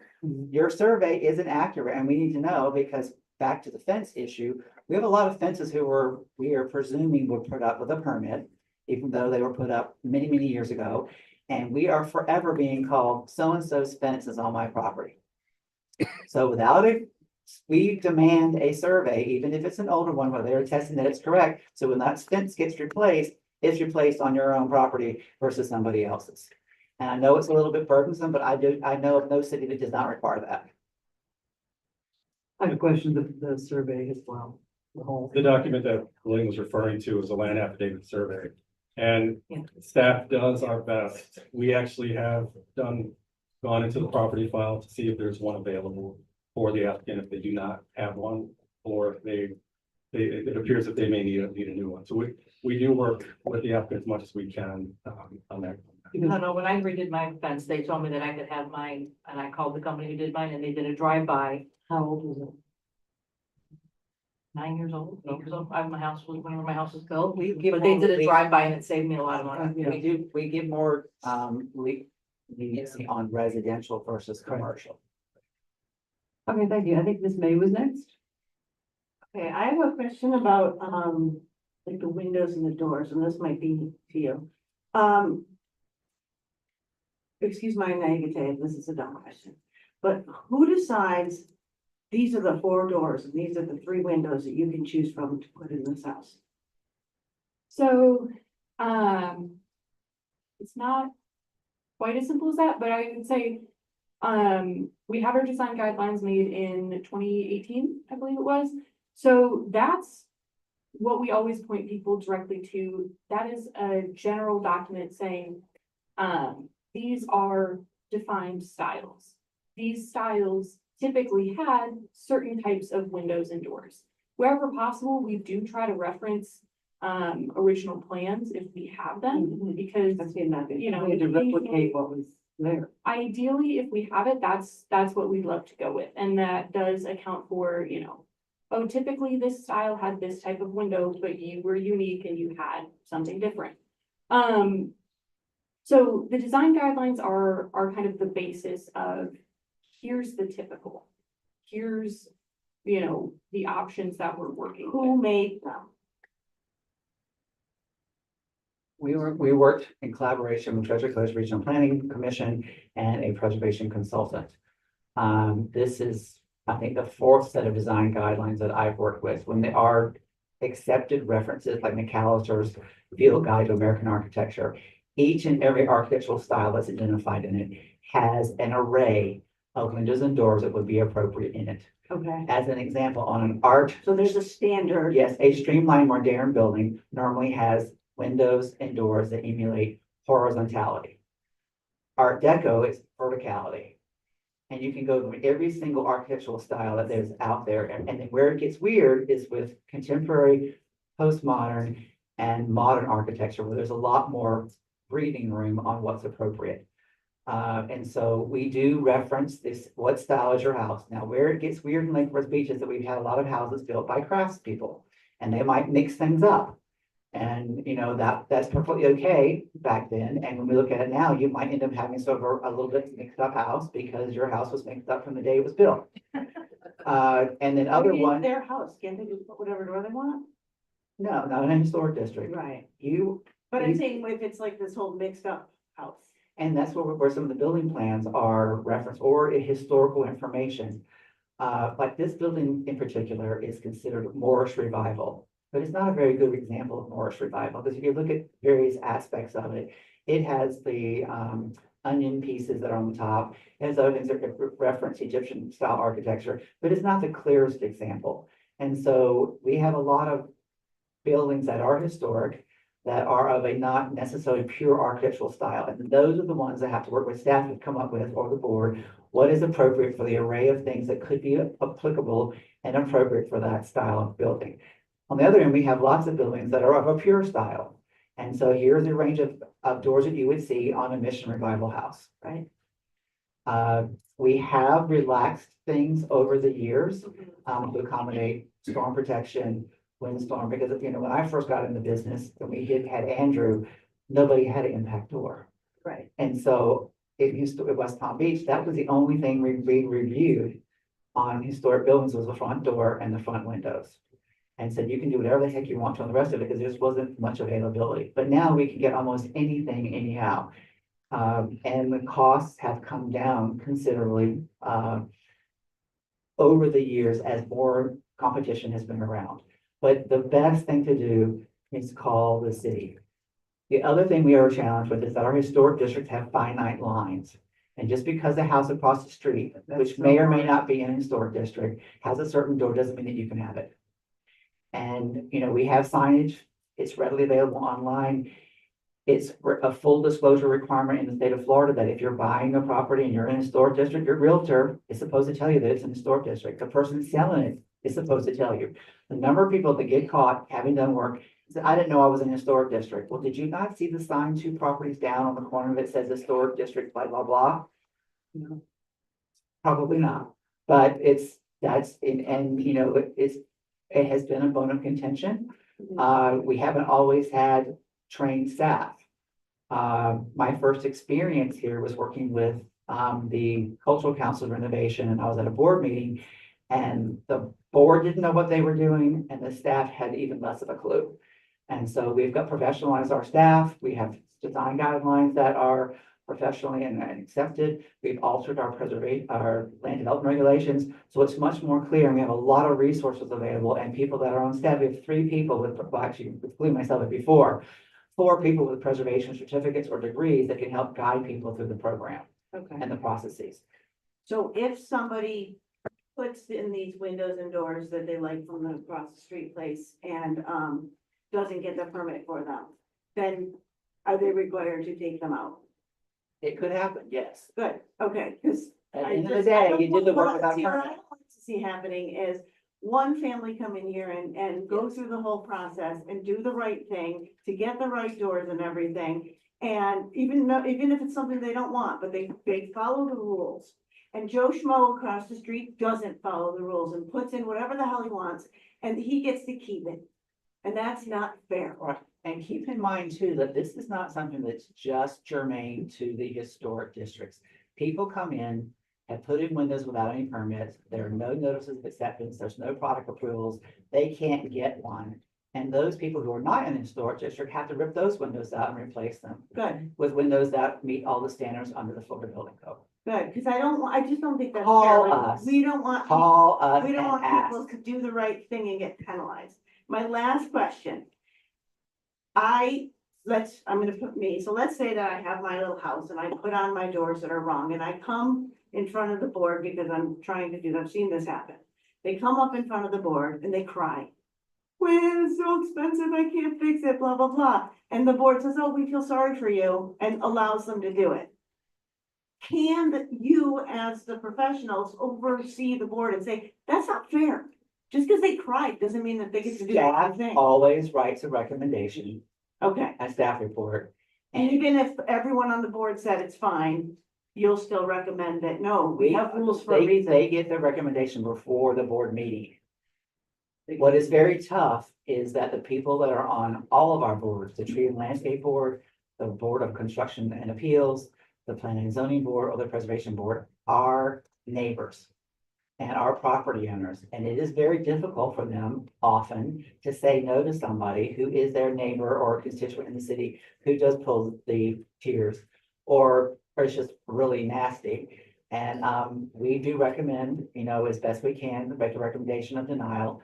However, we do often write something that if you are insistent upon approving these are all the conditions you should place on it. That hasn't always been accepted. No, I've sat in these meetings. And so, sometimes if you're gonna take the responsibility and agree to be on an advisory board, you're gonna have to put your big panties on and sometimes have to enforce the laws with anybody else. No, I absolutely agree. I'm just, for me, if there's a rule, everybody should follow it. Period. Right, so the crying and all of that other nonsense needs to stop, people in the world. And I've seen people cry and That's with ridiculous. you said family.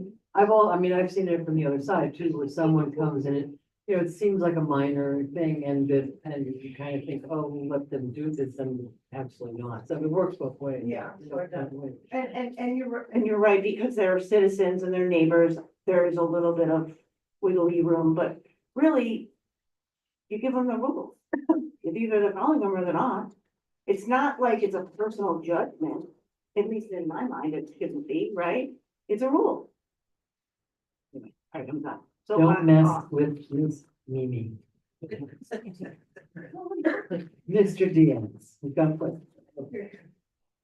Yeah, it's supposed to be us that takes the vitriol, like, it's not hard. I mean, there's standards, right, that these decisions should be made on, especially on the judicial hearings and whatnot, but it's not easy, but kind of shifting gears a little bit, I had a question, because and I'm glad we're all up here and discussing this again as a workshop, and this is something I've brought up in the past, and I think it would be really beneficial. And I guess the first question, just to clear up, when are we due to revisit our comp plan? Yeah, right, we had this discussion about 6 months ago. We're doing 3 humongous pieces to the comp plan. The mobility plan is almost ready to move forward for adoption. The open space recreation, which was recommended to be done, with the open space recreation master plan, we expect a draft within the next couple of months. That was the recommendation from our comp plan. And then you also authorized a carbon neutrality, climate change component to be done in fiscal year 2025. Opening up the entire comp plan to just evaluate it for whatever reason is a $500,000 endeavor. We will be scheduled to possibly look at doing that in probably 2030, 2029. And so we need to plan ahead if that's what we want to do. But we haven't finished implementing or adopting some major components of what the comp plan we have now proposed. We did the affordable housing program. We did the performance standards for buildings. We are doing the open space recreation master plan. We are doing the mobility plan. Those have other pieces that come to it. And so, 3 or 4 years from now, it'll be time to reevaluate where we are with the comprehensive plan. Yeah, time to start that long, somewhat painful process of reevaluating every line. And,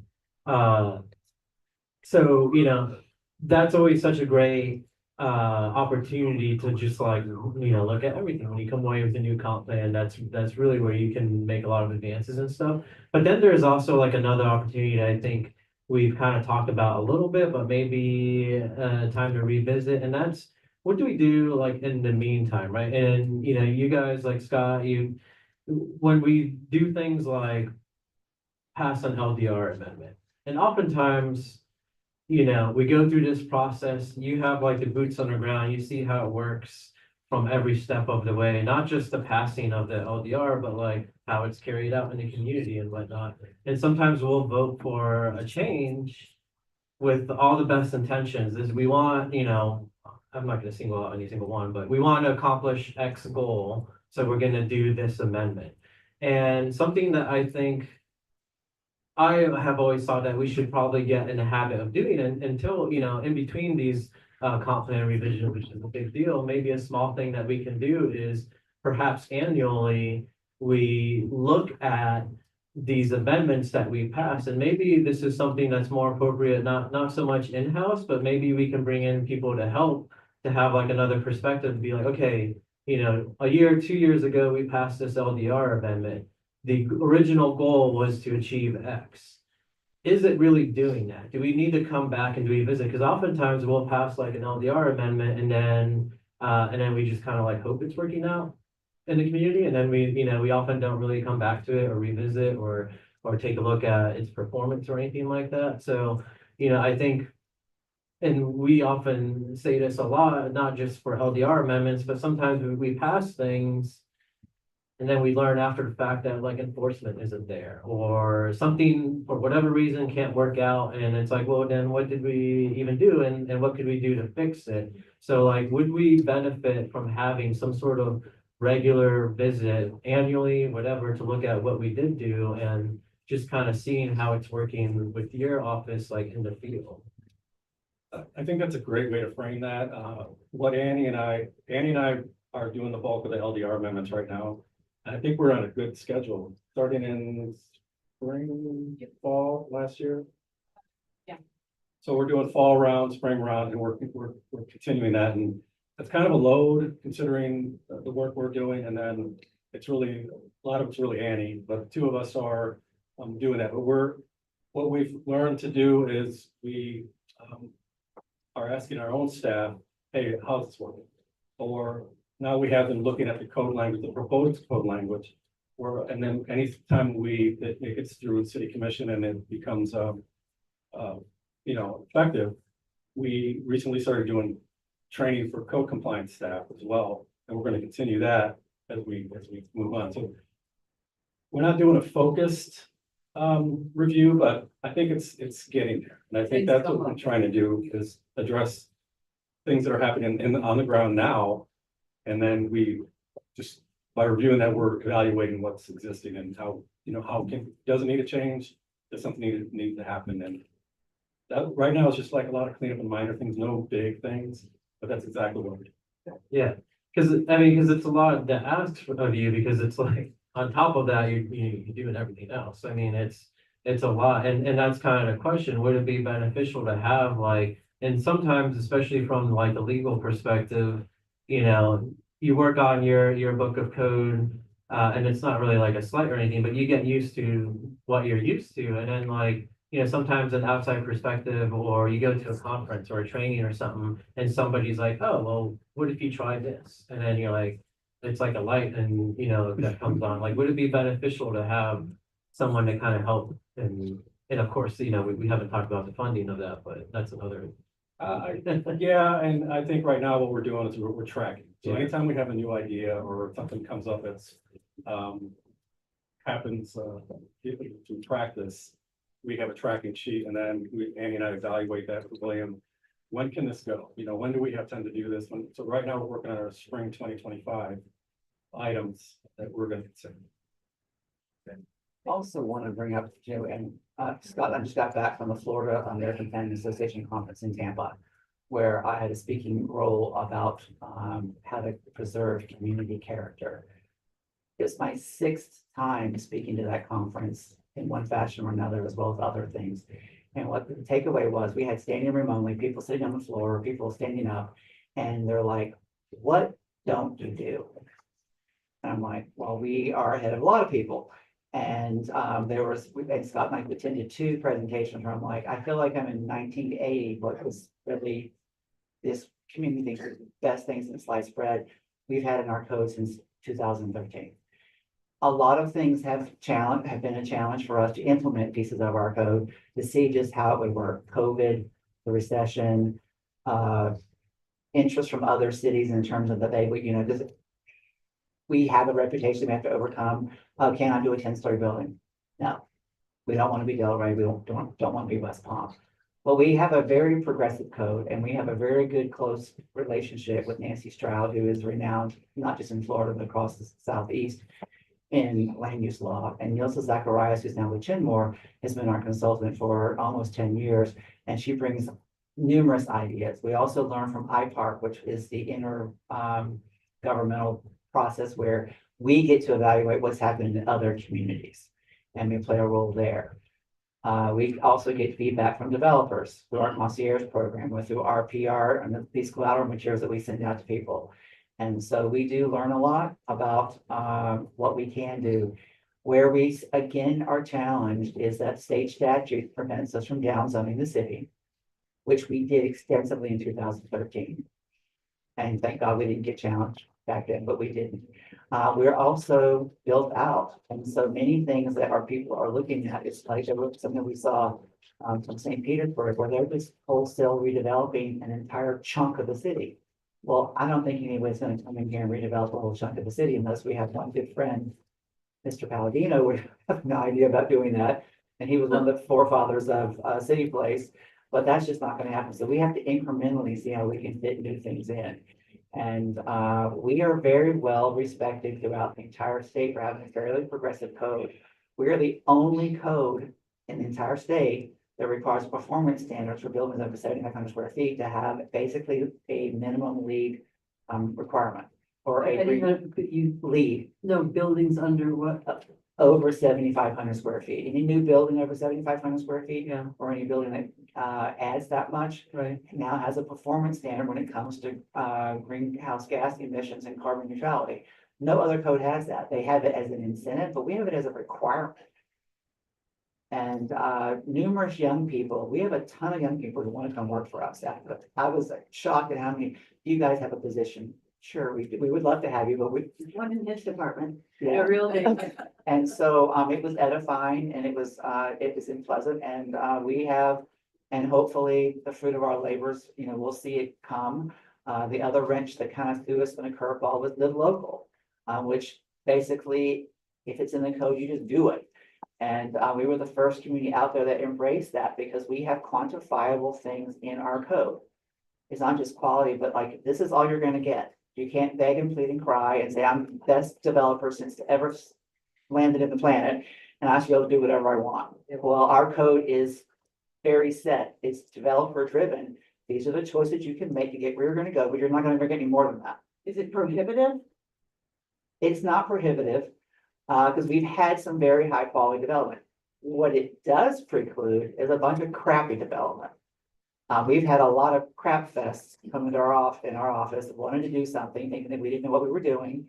And like, no. We have redesigned projects for people who are fairly well competent, but I'm like, we cannot run the risk of having a project that's not successful. So why don't you take some advice, and here's some ideas about how to redesign your project. And it was well received. And so I think, as who knows what's going to happen tomorrow, but we have a very progressive code, and it is edifying and redeeming that the commission, you and other commissions have approved us being this far ahead of other people. It's also surprising how many communities have actually copied and emulated what we put in place, and they've been able to implement it faster than we have because they have more resources. But it's coming. We're a slow slog, but who won the race? The tortoise or the hare? you for that analogy. It's way past my dinner time. I really, it's getting late. Okay, so let's move on. What's next? We're code.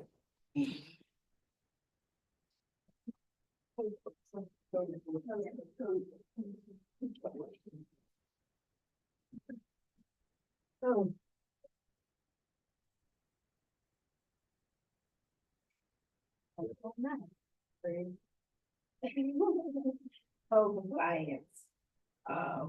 First of all, I want to thank everybody who participated in first ever Florida Association of Code Enforcement Training that was housed here in the city of Lake Worth Beach in our new library. That's what's going on in the library. Yes. So it's the first ever Florida Association of Codes Enforcement. I thank Jamie and I thank Mr. Perry. And I also thank Vice Mayor Maliga. She came in, she came and welcomed everybody to the city of Lake Worth Beach along with James. So I really appreciate that. So we had a very good turnout. Everything went very smoothly. So we're looking to house another one in the beginning of next year. So that was that was a training for code enforcement office, our code enforcement officers All in over the state. Florida. I would love to know. Yeah. Started. I don't know how to do it. Yeah, so it was an amazing turnout. I would think I don't know about it. Yeah, that's a big deal. I just love that they, Well, I got the phone call when I was supposed to be meeting with you, and so I ran down there to, real quick. We ran down there. I did run down. But we emailed.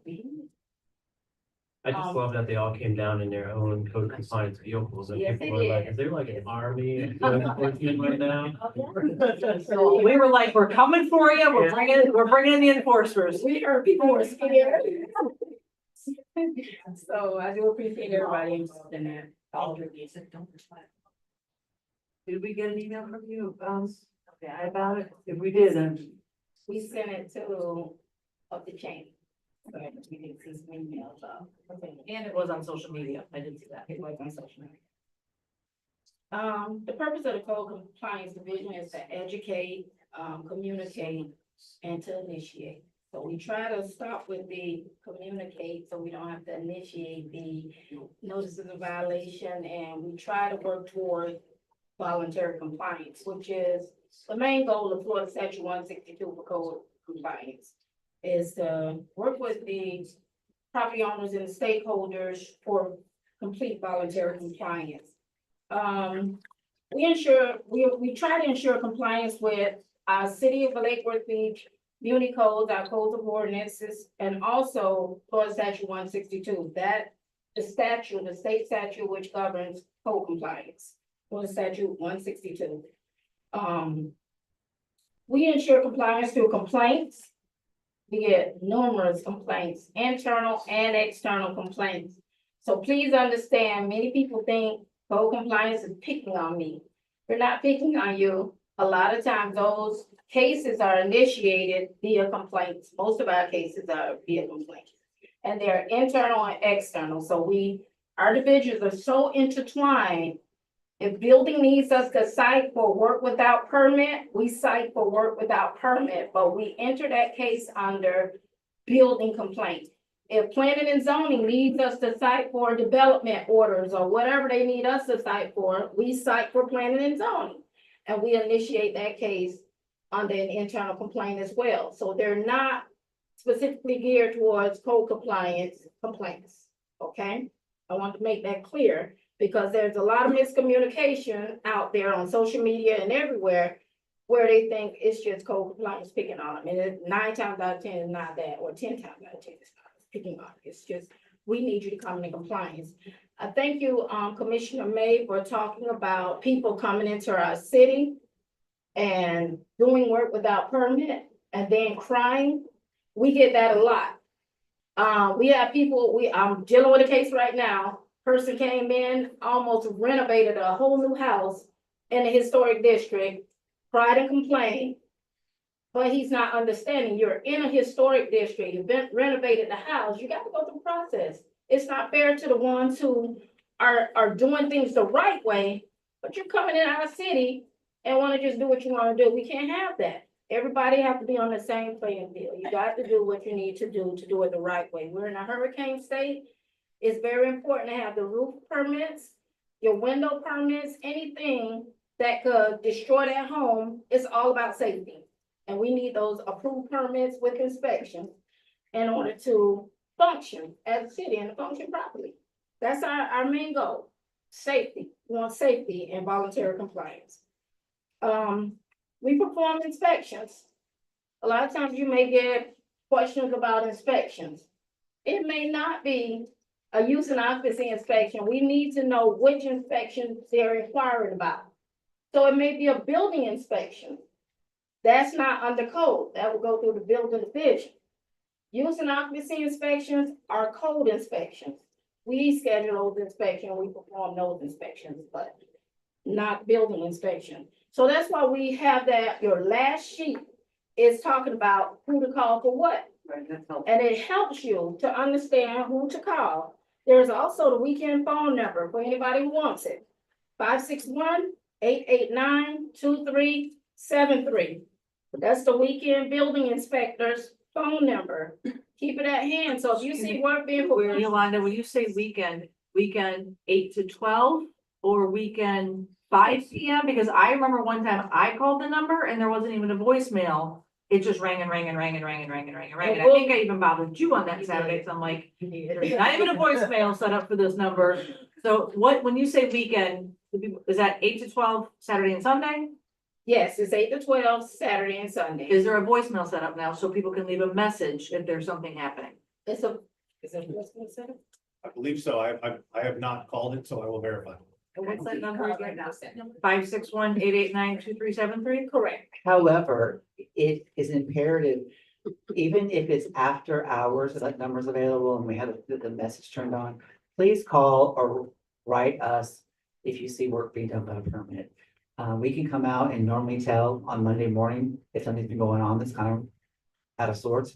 And so don't limit yourself to, I can only call between 8 and 12 on Saturday and Sunday. If there's someone's available, they can go back and see it happening in real life and physically see it, great. But the second best thing is to call us and leave a message or send us an email and we'll check on it first thing on Monday morning. Or be like me and just take pictures of them and bombard staff over the weekend. So when they get on Monday, they're like, why do I have 17 emails from her?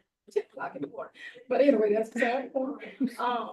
But other than that, they can also submit a complaint online. So if you see work being performed, you can go online on the code compliance. If you can't reach them anytime after noon, then you can submit the code complaint online and we work very closely together. We communicate very well. But So when they fill that out, I have a question, do they have to put their name on there or can it be not? It's state statute that there has to, and well, here's the thing, it has to be. Mimi May, my It name. could be Minnie Mouse. It has to be a name if it's not verified. So I just got a complaint from someone that had a code complaint going on and they thought it was because my name was on the complaint, my home address was on the complaint. That's not right. I had I had no idea of who they were, and they accused me of picking on them because I wouldn't let them put a sign in their yard. I have no idea who the people were. So the name thing is a little, and I've always said, use my name. Yeah. But with City Hall address. Well, they didn't ask me about that one. So we definitely, SB 60, Senate Bill 60 requires that we have a name and an address for the complaint that has to be submitted with the complaint. So you cannot accept the complaint without that name and address. But you're not verifying who's there. Now, we have encouraged that if you feel like you would like to be anonymous, we have encouraged and co-compliance has had a great working relationship with a number of the neighborhood associations. File your complaints through your neighborhood association and have them turn them in because it also helps us prioritize the work in co-compliance. What are the priority co-compliance issues that you have in your neighborhood? And Yolanda has spoken, I think, at every neighborhood association on the planet, at least more than probably twice or three times. And that relationship has been very impactful and very powerful for co-compliance because we're attacking the things or trying to encourage voluntary compliance for those things that are most important to that particular neighborhood. So the NAPC could put their name, the head of whoever is from the NAPC or that particular area, put their name, the complainant is Downtown Jewel with some address? No, it has to be a proper name. It has to be a Well, name. okay, So But- it's really but up the to the name, president- but it's up to the presidents and at the NAPC meeting, certain presidents are okay with that.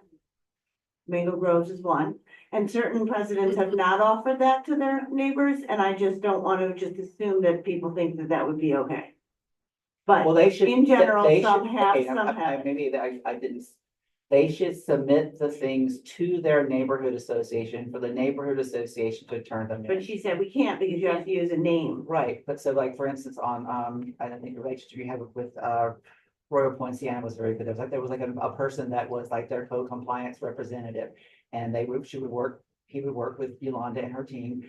And on all the complaints that had come in, had been funneled through and prioritized through the neighborhood associations. That person, I don't remember the person's name, did submit them with their name as Okay. representative. I'll bring of that the- up at the next NAPC meeting so that we can do that. That'd be good. Yeah. I will also say that under a previous commission, they had thrown out there that if someone did not want to give their actual name and number and everything, that they could actually just utilize the district commissioner to submit that. So if that is happening, that's why, because in the Yeah. previous commission, they had thrown that out there, that if you want to remain anonymous, just use me as your district And commissioner. I've said that, and So if that happens, that's why, if you guys are like in your case. yeah, we've gone against our, letting people finish their presentation before we start asking questions. So do we want to get back in line, kids? Okay. Thanks. Well,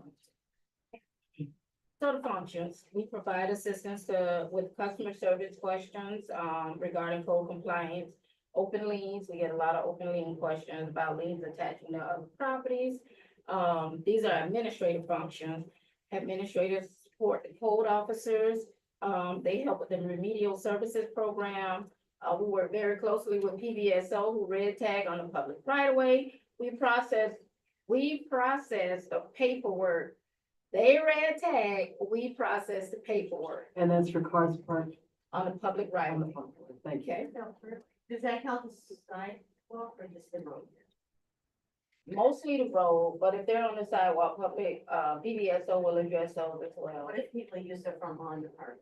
If it's on private property, that's code. Anything private property is code, public right of way is PPSO, and sometimes public works, for parking enforcement. And those include trailers that are not attached to vehicles. We red tag, they have to be attached to something. Right. Now we have the new vacant property, vacant registry program. We need to talk about that. And I know there's a lot of questions and a lot of concerns about vacant property registry program. As a matter of fact, we had a meeting about that earlier today. William brought some information back to us, so we're working on making some changes to the vacant registry. We have special magistrate hearings, and Barry forgot to say that he's very influential in the special magistrate hearings. Our building official attends the hearing, so if there are permitting questions, he have his laptop, and he's there to answer those questions during the hearing. So sometimes they may say, I submitted an application for a permit, and Barry is there, okay, or whatever is going on with permit, or the special magistrate may have questions about the permit and the process, and Barry's there to answer those questions. Sometimes he's training Charlie to attend as well at this time. So we all work together to make the process work efficiently. Scheduling use of occupancy inspections, that's through the code admin team. They schedule those inspections.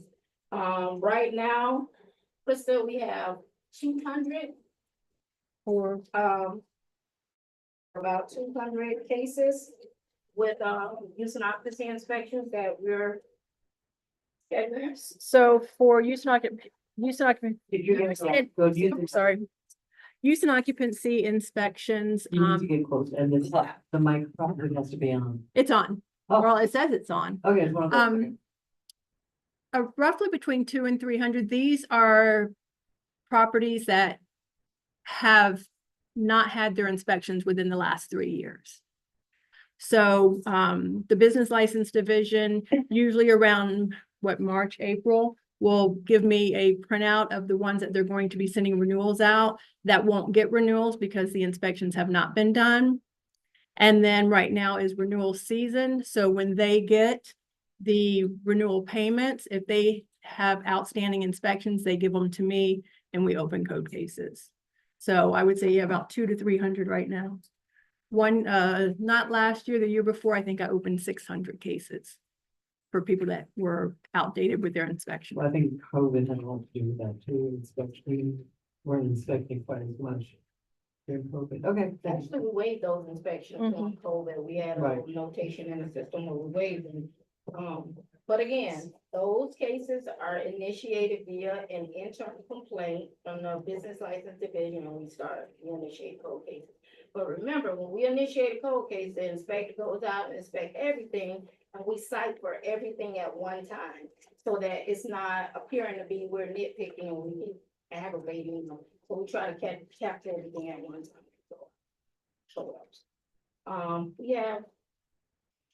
Yeah, the traditional code compliance cases, we cite and direct staff to, direct the owner to the proper division. So if we're citing for building division, in our notation, in our notice of violation, there's a phone number, there's an address for our building, there's everything they need in order to process whatever we're trying to get them to do. So to make those corrective actions, we have everything in that notice of violation.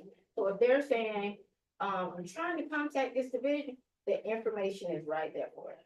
A lot of times they bring it back to code or they'll call code about a case that clearly states you got to go through the building division. We cite, I oftentimes tell them we're like 3 branches of government.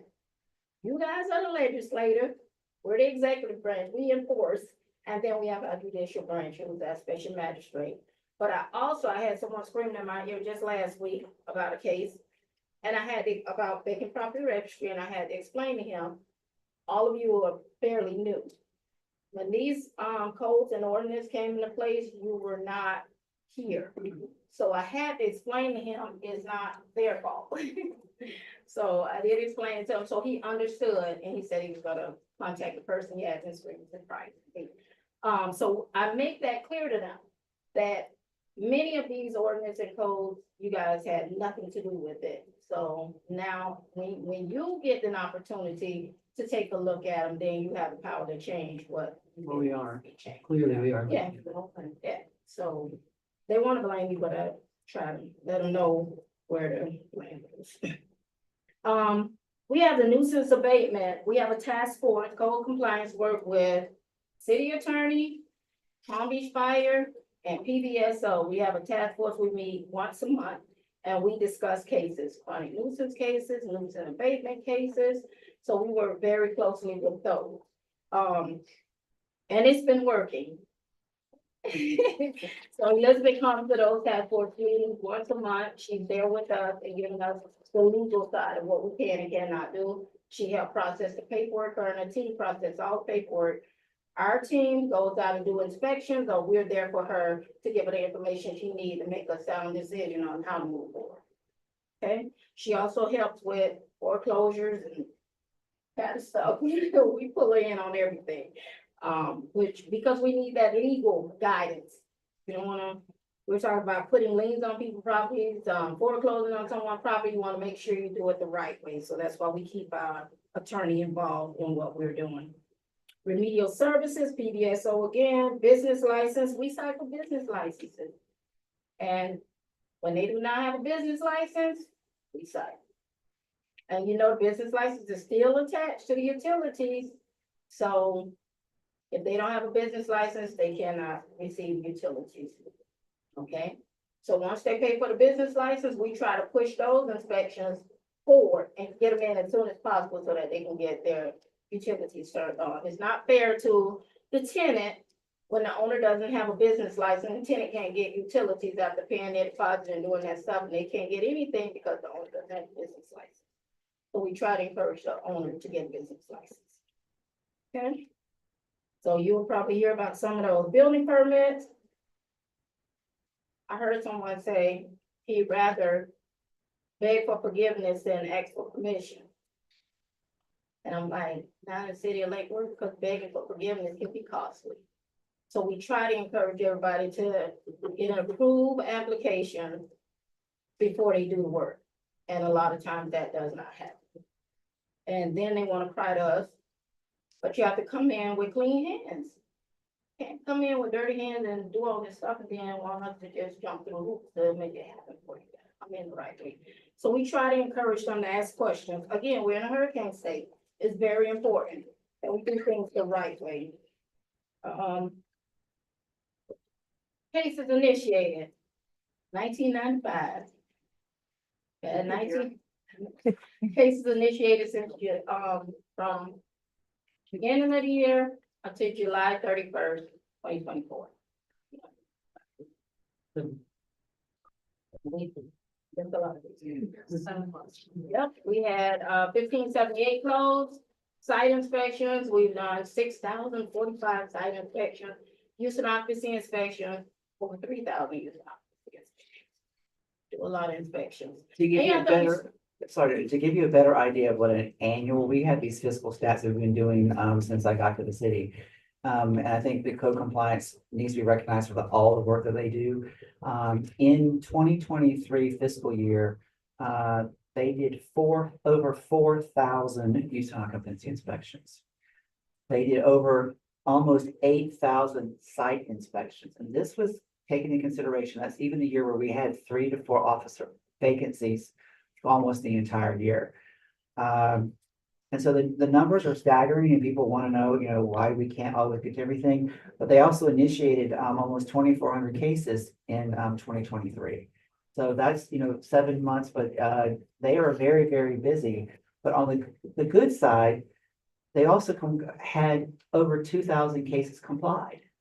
And so I think from, comparing ourselves to other jurisdictions, Yolanda and her team have been extremely successful in getting people to comply. And we will work with you, as Yolanda mentioned, as long as you come in with clean hands and you're willing to work with the city and you make progressive progress toward compliance, we will work with you. It's those that come in crying and screaming and don't want to do anything. And it's infuriating that the magistrates keep giving more and more time, and it's obvious that people have not done anything to remediate anything. That's demoralizing for staff, because we try to, as best we can, before it ever gets to the magistrate, that we've actively given them as much guidance and I don't want to say hand-holding, but it is really hand-holding. We want your property complied, because our goal is not to make money off of liens. A perfectly perfect code compliance program would never collect anything. What they're not telling you is a lot of times we start off with 90 days for building permits and 120 days reasonable time for if they're in historic districts. We start off with that. We'll start off with a door hanger for maybe 30 days just to get them to come in and apply for the permit. And then we go to the 90 days or 120 days. Then they go before the special magistrate. Special magistrate give them additional time. So a lot of times, if they're showing good faith, well, they're not telling you, we postpone cases all the time administratively, even before it goes to the special magistrate. So we see that they're working with planning and zoning, or they're working with building, and they say, hey, Yolanda, we're working with everybody. We'll postpone that case and we'll give them additional time. I may go to, or staff may go to Barry and say, how much time do you think they may need to come into compliance? Whatever he tells us, that's time we give them. We may go to the planning and zoning team. How much time do you think they need? They'll tell us that time, that's the time we give them. So we work very closely together in spite of what you may hear. We work very closely together to make sure they have a reasonable amount of time. So trust me, if it goes to special magistrate hearing, we've exhausted everything we can do to get them to come into voluntary compliance. And now we need an order to kind of put some fire up on them and let them know, let's make this happen. Okay? But it's all about a reasonable amount of time.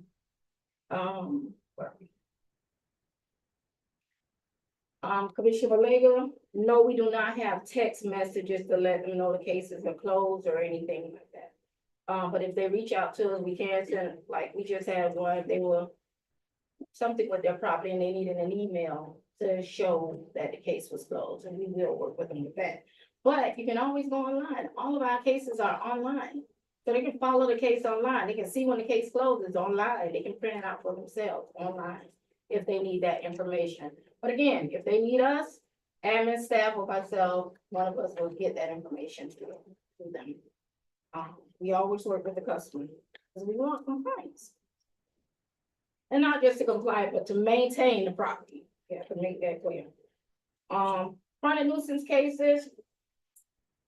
Those cases, again, we work with the city attorney, we work with Pike, we work with PBSO. Those cases remain open for 1 year. So once we get everything signed up on, we leave that case open for 1 year to ensure that they stay in compliance. It doesn't close right away. So you may hear about that too. Okay. Nuisance abatement, same thing. That's mainly through PBSO, Palm Beach Sheriff's Office. Again, they mainly work directly with the city attorney, but if they need code, we're there. So if they tell us they're doing an abatement case, then we'll go out and see if there's any code violations that we need to have addressed as well. So we all work together. We may include fire. We may have fire go and inspect to see if there is any fire violation, any life health safety violation. So we all work together to make sure everyone is safe. On the outside, What was that? on the outside of the building, correct, not interior? Fire and building do have some access to the interiors of buildings, if they're open to the public. There are challenges under Florida statute inspecting interior residences, whether they are, tenant, multifamily buildings or single-family homes.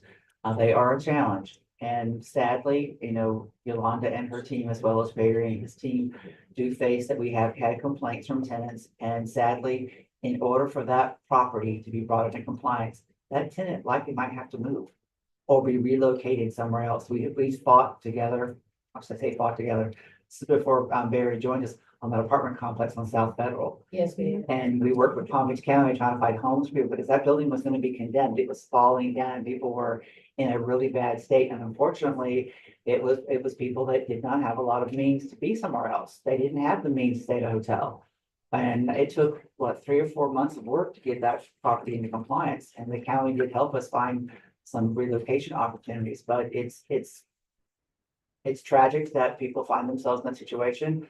But some people, we will face, as times get more tough, the likelihood that some of our residents may be displaced and find themselves homeless because the conditions of the property are such that Barry has to intercede or fire and declare them either a nuisance or that they are condemned. And sometimes it's just the absence of a fire extinguisher, a smoke detector. And I have a question. Well, that's not going to lead to someone property being condemned, but. Right, no, I mean, there's something short of condemnation a lot of these times. I have rental licenses, and I'm surprised that you can't go in and make sure that I've got smoke detectors. And then my question is, and it's legislation, it's the state, okay? So do you think that I'm on the legislative committee for code enforcement, I'm wondering if that might be something that I could bring up. You could bring up, but I seriously doubt it with the administration that we have in place with property rights being property rights, that Florida is going to change any rules to allow us access unless it's visible from the outside that should be condemned or it is unsafe. And it's tragic and sad, but Is that new legislation? I mean, the past few years, because we used to go in freely. we did, and maybe Elizabeth can address. I don't recall it being changed that much. I just remember more and more people are bringing it up as like, you don't have a right to go on my property unless you get a court And order. that's that case law that we did. I have a question in regards to, so the nuisance, it's 3, you have 3 or more incidents, is there a time frame for those incidences? Is it 6 months, a year, 18 months? I'm sorry. I think it's 3 and 30 days and maybe 6 or 7 across 6 months. For the chronic nuisance, for nuisance abatement, that's only dealing with drug sales, prostitution, and gang-related activity. Oh, but for how many instances did you take? I don't remember. Okay, let's let her keep going. Remedial services, okay, so we have the nuisance remedial services, and these are our lot clearing, board up. And then demolitions, we have those going on as well. These cases are not presented before a special magistrate. Once they're cited and we go in and abate whatever the situation is, it goes on the tax. on the taxes, so they'll pay us the taxes, okay? So that comes before you all. Code compliance division, we have some common code violations. I've added a few, especially uncontained shopping carts. I've been I'd say hearing what? a lot- Uncontained shopping carts, I've been hearing a lot about that, so we added that to the common code violation. It used to be 10 common code violations, but we keep adding to the list. So it's currently more than 10. Hat racking. We have that going on a lot of hat racking, and that's one of the common code violations, so. For the public, tell everyone what hat racking is, Yolanda, please. When they just chop up the tree to where it damages the tree, it really damages the tree. And even if the leaves grow back, we had this case with a property, I want to say the name, but it was a business on South Dixie Highway in Cease. And you said. And they had racked 7 trees, and I think they wound up paying like $28,000. Every time they do it, just to go to the tree board? Just Yes. They go to the tree remediation? Canopy, yes. Yep. Okay. So we get a lot of hat racking. So we advise everybody, even if we cite to trim trees, especially during hurricane season, we advise everyone to contact the horticulturalist and let him tell you what you can and cannot do. We advise everybody to contact. Tree removal as well. I Tree mean, a lot of trees any- getting cut down. Anything dealing with trees, grass, landscape, we direct them to the, we try not to give advice on something that's out of our scope. So if it's dealing with building, we send them to building. Dealing with planning and zoning, they go to planning and zoning. Horticulturalists, we put Dave's information on the notice of violation. So whoever they need to speak with, that's whose information, contact information is on that notice of violation. But a lot of times they just see code and they call us. So, but we still direct them to the proper person to get the, so they can get corrective actions. So if you know of any other complaints that you may receive, common complaints that you may receive that we need to add to this list, please let us know. I meet with Ms. Perry every Tuesday at 10 o'clock, and he fill me in on whatever you tell him that I need to address. So if you have something I need to address that's very important, I'll get the information. And also those phone numbers that are on our, backup are on the back of the code compliance folder that, are these folders scanned in on our website? Yes, they are, Yeah. and they're in the 3 languages. Perfect, And thank if you you. look at the QR code, those are in the different languages. Oh, I love it. Okay? Great, thank you. So that information, you have those 3, you have the brochure for, how to be a good neighbor, the code compliance brochure, are both online in the 3 versions.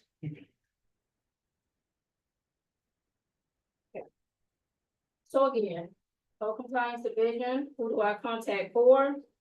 All the information is right here on this last page. Everybody have a copy of it. So it's at your disposal. It's also, like William said, it's on the website. So if you do not know who to call, you can refer to this or you call me. And we'll get you to the right person. We will get you to the correct department or the correct organization, because it may be a fire issue. We had someone screaming at us and it was a fire case. We had to direct them to a Palm County. Okay, let's, we have all the way through. How about if we take a 5-minute break before we start the session? 2.5 hours, now let's just take a little rest and break. Thank you.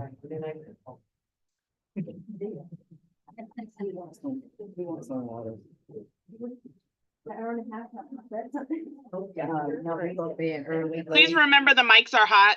Do you want some water? Yeah. All right. Somebody feel comfortable. Save that time.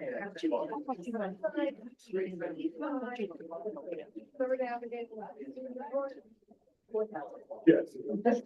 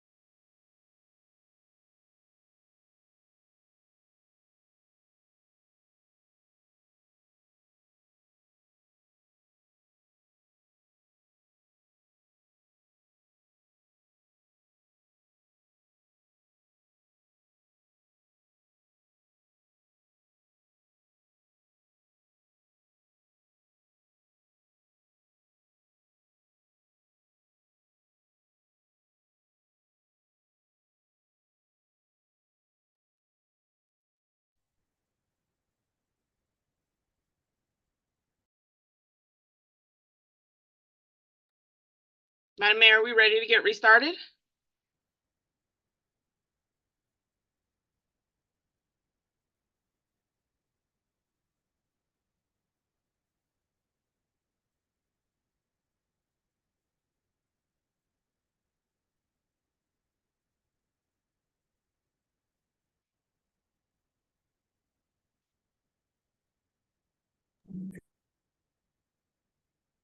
Sorry, I couldn't hear you.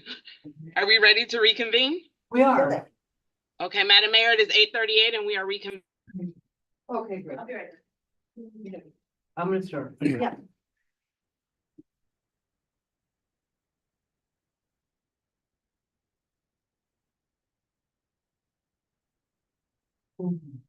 I have a number of some fairly random questions. I'll do my best to have them make sense. One of the things that the commission that we've been talking about has been the general appearance of the city overall. There's stuff laying around, dirty, what? According to Ms. May, it's gross. Now, a lot of that is not code, but like in my neighborhood, there are houses with just piles of junk on the lawn, they're just next to it. If a code enforcement, so, I mean, I drive around, we all drive around, and we see these obvious code enforcement issues. And this one that I'm thinking of, it has been there for a really long time. And it's the easiest thing in the world to cite somebody for, because all they have to do is get rid of the trash. But I don't see it happening. Okay, I mean, it's been there for a really long time, and I'm not, I haven't called in as a complaint, but it's just like, that stuff is still there. So as the code enforcement officers are driving around the city and they see something like that, it appears that they are not stopping and going, here's a citation. Okay, That's my the first appearance. question. What I oftentimes tell people is, once we present it before the special magistrate and get an order on the property, as long as that violation remain active, we cannot cite it. That's not what I'm talking about. That's not what I'm talking about. So I'm talking about, and I don't mean to be disrespectful, I'm talking about, in my job, I'm a code enforcement officer responsible for how the city looks. Mhm. I drive past a house where there's a pile of crap. Why don't I stop and cite that person right then? Because again, you could do a citation, which is a ticket, which is sometimes the more effective way to do it. Or you can cite them for code and give them 10 days to fix it. Because again, it's an easy fix. But I don't get the feeling, and if I'm wrong, correct me, but I mean, I see this all, I mean, a lot of us walk around the city knocking on doors at a certain time of the year. And you get to see firsthand, really just, I walked past a yard and it was just like piles of plywood. And I thought, if a storm comes, and it's right there, it's visible. So now maybe I'm asking for more of a focus on that. Maybe that's direction from the commission that you're looking for. But it seems like if I can see it, if these folks can see it, if our citizens can see it and call, I mean, part of it is public works because of but if we can all see it, why can't we get, and I'm begging your department to be more proactive in these drive-by, you can see it. I mean, right now I can just tell you, there's like 3 or 4, I don't live in a fancy neighborhood, so people tend to pile stuff up. I implore you. All right, so I'll say this again. Like I started, a lot of times you have to check the website, do a search on that property, because there might be already a case on the property. So if there is a case on the property and the property has gone before a special magistrate and there's an order, you cannot cite them again, no matter how many times. For a new violation? No, you can't, because the violation is still active. But Now, once once they comply the violation, then we could cite them as a repeat after it's gone before a special magistrate and we have an order. But as long as they pile it on and it's an active violation, maybe an absentee landlord and it's an active violation, you can't cite them again. Or So, you could certainly give them a citation. who's there? What? Who's there? If 9 times out of 10, our citations are for properties with someone living there. Our It's a rental. cases, it's a rental. So there may be a cold case on it. So in that instance, shoot me an email. No, I'm asking, and I'm sorry, Mhm. and this is what I hear from the citizens, and this is what I think in my own heart. I believe, and I don't mean to get cranky, but I'm gonna. Mhm. Why don't, I mean, if this guy, if this code enforcement officer drives past this house and sees a pile of junk, that's a visual nastiness on my community, why can't he stop them? Look it up, like everybody can look up, is there a code case? And if there's a code case, is that one of the violations? Okay, if that's not one, I mean, I've had clients that That's have exactly got, that what- have gotten recited while they've got a new case on, let's say the old case was fashion, you know, whatever. This is a different case. I've had clients who have been cited for different things at different times. That's exactly what we do. If they. But it's not have- happening. I'm sorry. I mean, there's too much crap laying around that we're not. Again, I apologize, but I've been here a long time and it's gotten better. People don't believe me. I remember years ago when it was piles of trash and mattresses and chairs were ridiculous. It's gotten much better. But I really would like, if there's a way that our code people can be more proactive in the crap that they drive by that everybody else sees. So I work with Commissioner Malega almost daily. If she sees something, she'll contact me, Yolanda. Is there a case on this property? And then I'll let her know that there's a case on the property, we'll schedule for hearing or what's going on with it. We do. We ride by the property and we cite for obvious violations. Or if there's a use and occupancy inspection scheduled, we address it in the use and occupancy inspection. Either way. I know that's the one, third and Federal. Third Avenue South of Federal, southeast corner, it's been there for months. So you're still not responding, Commissioner Malega should, I mean, it's interesting that she does, and we all send you things about stuff. But I'm looking for more proactive, and I'm not being critical of her, I am being critical. I want, when I can look at that corner and see that same pile of crap that's been there for months and not, I have not looked up to see if there's a code case, but that's the kind of code case that if in fact there was a code case, that's the violation that should be complied within 5 days. Correct. And we will cite them to comply within a 5-day time frame. But before you can say, or anybody can say, code compliance is not addressing it, you have to do the research. So I'm asking the code person to stop, I'm really insisting on this, and I'm pretty easygoing in general, but I've been doing this for a long time, from both sides of the. I'm trying to explain the code process. I understand the code process. And no one can say that there's no case on the property before checking. You have to do your research. I'm not suggesting that. What I'm suggesting is this particular address. It's been like that for a long time. And why hasn't a code compliance officer stopped, looked at it and looked up the case and see what's going on? Just provide me with the address and I'll give you history behind the property. If I may, Stop, no. I appreciate that, I cannot say a code compliance officer has not done that without looking at facts. You're saying that they haven't, but I cannot prove that they have not but I'm without saying looking that, at the case. but I think. what? No, I really, let me just, I'm on the same wavelength. I think a little bit what's happening here is, yes, there's a procedure, there are restrictions on what you can. I'm sorry, Commissioner, can you turn on your mic? No, I just. yeah, okay, and I kind of want to keep moving with this. But I think, well, there's one way is to think about the process and the rules and all that sort of stuff. Right. The other is to step back, which we as elected officials aren't in the step back of, we see the community, we have a caring for the community, we also hear from a lot of residents, and empirically, just boots on the ground, what it looks like, there are a lot of places where situations similar to that seem to be out. We don't necessarily know whether, there's code case on it or Thank not. you. Right. I agree, Mhm. but there still is a frustration that why does it look that way, where there are other communities where it doesn't. Did I Yeah, capture? but again, I'm doing pretty good on my own, but Okay, so we initiate code cases and we do ride around and we initiate code cases.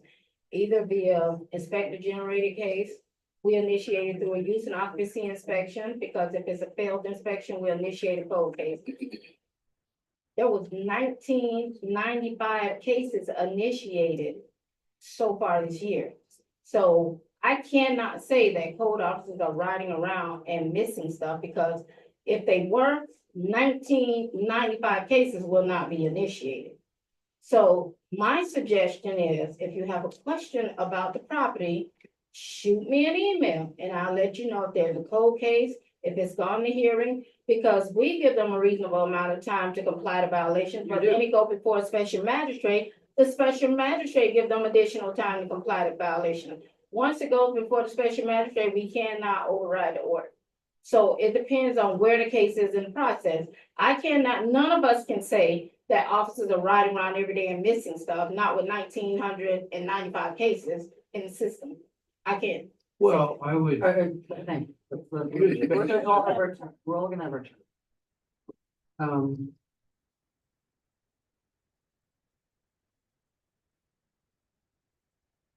Uh,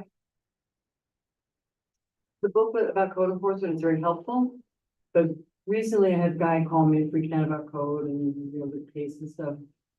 And I emailed him back and I said, okay, once you get complied, you know, here's what, you know, they've told you what you need to do to get complied. But he didn't know about the fact that once he did get complied, that there was a process to reduce the lien. There was a way to go in this thing.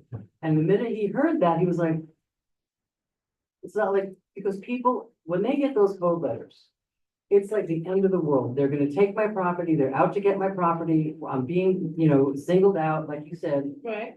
But I think that in this, if we want to be, we need to, one thing that we have been criticized for as long as I can remember is our level of customer service. Okay, we need, for example, I went to the eye doctor today. And when I checked in, they said, okay, look at your appointment's gonna take about an hour. Okay, now, they didn't need to tell me that. But it was really nice to know that that was about the amount of time that I could, you know, expect to stay there. And I'm not using that, and that's an example, just, I would like us to find, and I know your staff is stressed, I know you don't have enough people, but I think that we can come up with some ways that can be a little more user-friendly about the whole code process. I think that we just have to be more user-friendly. People freak out. With that letter that comes, a notice of violation, do we hang tag every case before we do the notice of violation? Not every case. Okay. Because when they get that letter, and again, I'm talking from experience of 20 years dealing with the people that get the letters, as Krista well knows. They get that letter and it's single space, black and white, blah, blah, blah, blah, blah, and we can take your house. Okay, they stop reading after the fourth line, because now I know when I get something that is scary, my brain goes into overload. I don't digest the rest of it. I would like us to have something that maybe goes along with the notice of violation, even if you haven't done something that says this is. And I know that it feels like we're doing that, but we're not. Along with the violation, notice of violation that we send out, here's the process, and you can get a lien reduction. I mean, just make it more visually accessible to people. A single space letter is really, it absolutely covers the statutory requirements. Absolutely, no question about that. But I think that we could make it visually more helpful to our people that are getting freaked out because they got a notice of violation about what the process is. And I'm not articulating it that particularly well, but I think that there needs to be some way, and like, especially when we have this thing about here, and all it talks about is your violations, and how to get compliant, that's great. Those notice of violations are created by a legal department. I understand that. Section 162, all that verbiage must be inside of the. I'm notice not of violation. suggesting it shouldn't be, I'm Finish. saying that maybe there's another piece of paper that we send that says, don't freak out, we want to work with you. And here's, if things get bad, you can always come back and try to get a reduction in fine. And here's what that means. They'll take off what you spent and they'll reduce, you know, if they feel it's adequate, appropriate, they will recommend to the special magistrate to reduce the fine. I understand, of course I understand the statutory language. Come on, I've been doing this for 30 years. But I think that there's a way, to go above and beyond. Somebody said buying a Home Depot, you buy something at Home Depot, and I'm not suggesting that kind of that level, but But in that. some extra level, some extra mile. And I know I'm talking to overworked staff and we have shortages sometimes, but I do believe that there is a way that we can figure out that won't cost a lot of money, that'll just make it more helpful for people to understand. When they reach out to staff, we do advise them to save all receipts. Matter of fact, we were in a meeting, when was that, yesterday? Well, today, I'm sorry. I'm tired, I am. We were in a meeting today. Did I not tell them, save all receipts? Because we'll use those receipts to assist you with a reduction of It should bond. be on this. It should be here. It should be, if you get a fine, don't freak out. We're not out to take your house. Here's how to make it better. Here's how to make it do. Save all your receipts. It's not here. Save all your receipts and Not all receipts, well, all receipts I associated with understand. bond. And we have this thing about, you have to sign, you have to see both sides of the fact that the check was written out, plus you have to send them. I mean, I had a whole client that all his checks were rejected because we only sent the front, which was obviously like Home Depot for his property, but I think we need to just be more, and I don't think we should resist that idea. I think we should embrace that idea because since when I was hired in 1993, people came to me and said, please do something about the way code treats people. And most of the time it's fine and you have great compliance rate. I'm not suggesting it. But and I understand the statutory language, but I also think it wouldn't kill us to put a piece of paper in that same envelope where that we do the registered letter that says, okay, this is scary, but here's the ultimate thing. We're not trying to take it. I'm not going to repeat myself, but I just think that we need to be creative about how to communicate better with our citizens about what's happening. That's one. And I'd like to have us work on that.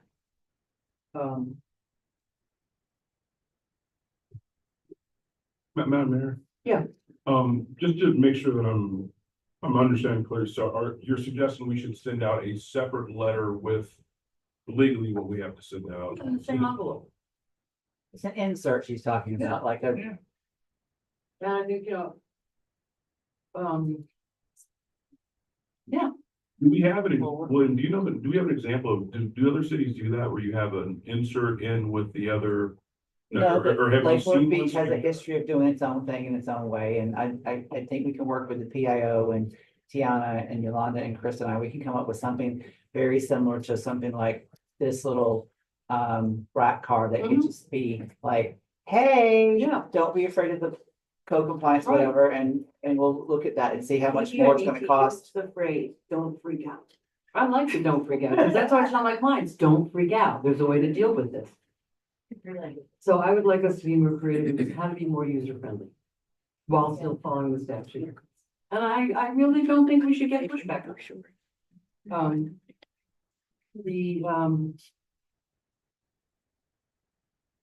Okay, nuisance abatement, what can we actually do? And I guess as much a question for the attorney, what can we actually do for nuisance abatement? And if we're talking about like 3 drug arrests within a year, 3 calls for service within a year, whatever the standard is at this point. There's 2 different things you're talking about. There's chronic nuisance, which is calls of service, and then the nuisance abatement is the drugs. Right, but I'm talking more about the and- drugs. okay. Well, calls for service. You're saying is not the other part Well, of it? there's, I'll let Elizabeth. Oh, this- There's 2 different Madam kinds of Attorney. things. I will do my best. So the chronic nuisance process is a voluntary compliance process that the city of Lake Worth Beach has devised that addresses numerous criminal violations as well as code violations. So if you have not complied with an order from the magistrate in more than 90 days, you are eligible for the chronic nuisance violation. If you have calls for service from the sheriff's office for a variety of crimes, then you are eligible for a chronic nuisance violation. And as William was saying, it's, I think 3 in 3 months or 6, 6 or 7 in 6 months. And PBSO is very good about doing a detailed call report. They send us the incident reports so we can verify that those were violations as listed in your code that are eligible for that. like I said, it's a voluntary process. We send a declaration of chronic nuisance, the property owner, and a sample action plan, the things that between code and PBSO that we would like to see the property owner undertake to make sure that their property is safe and remains safe and gets out of the chronic nuisance state. And so the property owners, for the most part, enter into an agreement with the city that follows the action plan that the city and PBSO have suggested. And then code monitors the property for a year to make sure that they stay in compliance. And PBSO lets us know if they have issues as well. What if they don't stay in compliance? If they don't stay in compliance, then we contact them and get them, to come back into compliance or take it to the magistrate. The issue with this is that even when you go to the magistrate under your code can give the city authorization to take certain actions. But most of them are probably not actions that you're going to take. A lot of the chronic nuisance properties that we see, what PBSO and staff are looking for is security cameras or on-site security off duty PBSO or private security to monitor the property, or better management, having an on-site manager at the property. And those aren't things that the city's going to mitigate. Those aren't things that the city's going to provide. So there is a challenge there. There's I no, understand. if they're not in compliance, right, Right. putting cameras up, the city's not going to put cameras up for them. Oh, well, right, yeah. Right, so that's not something that the city's going to mitigate, and there's no fine associated with the chronic nuisance process.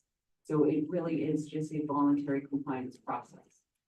The nuisance abatement process is related to gang activity and prostitution and serious drug activity, and there are certain requirements that PBSO must meet under Florida statutes for bringing forward those types of violations, and that is really a statutory process. It is in your code, but it is statutory. We have not done one of those cases since I've been working with you, so I'm not as familiar with that, but it follows the statutory process. Because we used to have them, especially for drugs. I mean, I can point out the apartments, the places that we shut down. And I don't know, is that still an option?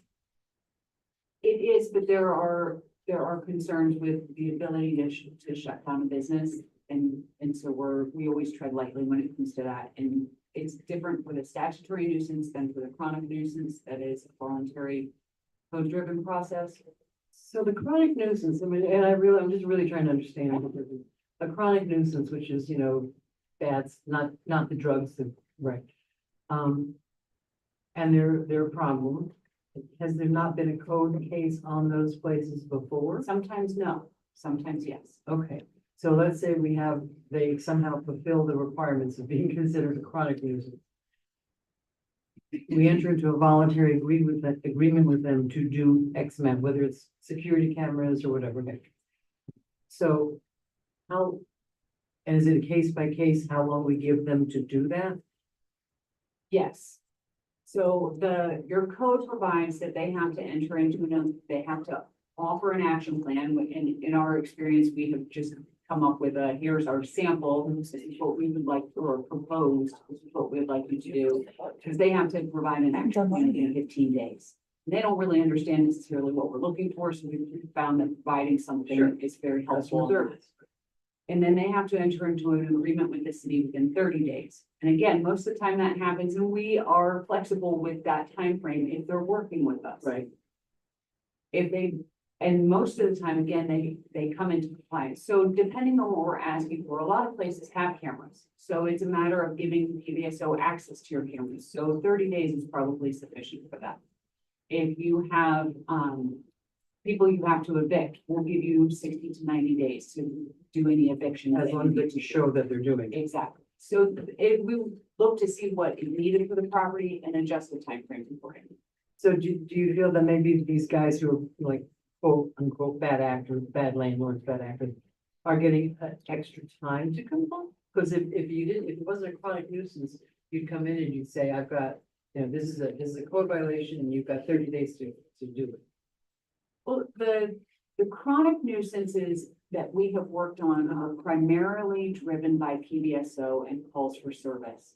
So it could be that they have been to the property for X number of overdoses or open container violations or those types of things on the property that wouldn't be a code violation. The property is in code. Right. But they have too many calls for service from law enforcement where it's a problem and they need to get better control of who they're allowing on their property and how they're managing who they're allowing on the property. Perhaps like requiring them to do a criminal background search and a financial, you know, like I do for a tenant, a background search, that kind of. Yes. And that is how sometimes successful one is of them. It has been very You do a lot of successful. It depends on the year. Some years we have 1 or 2 and some years we have 6 or 7. So it just depends.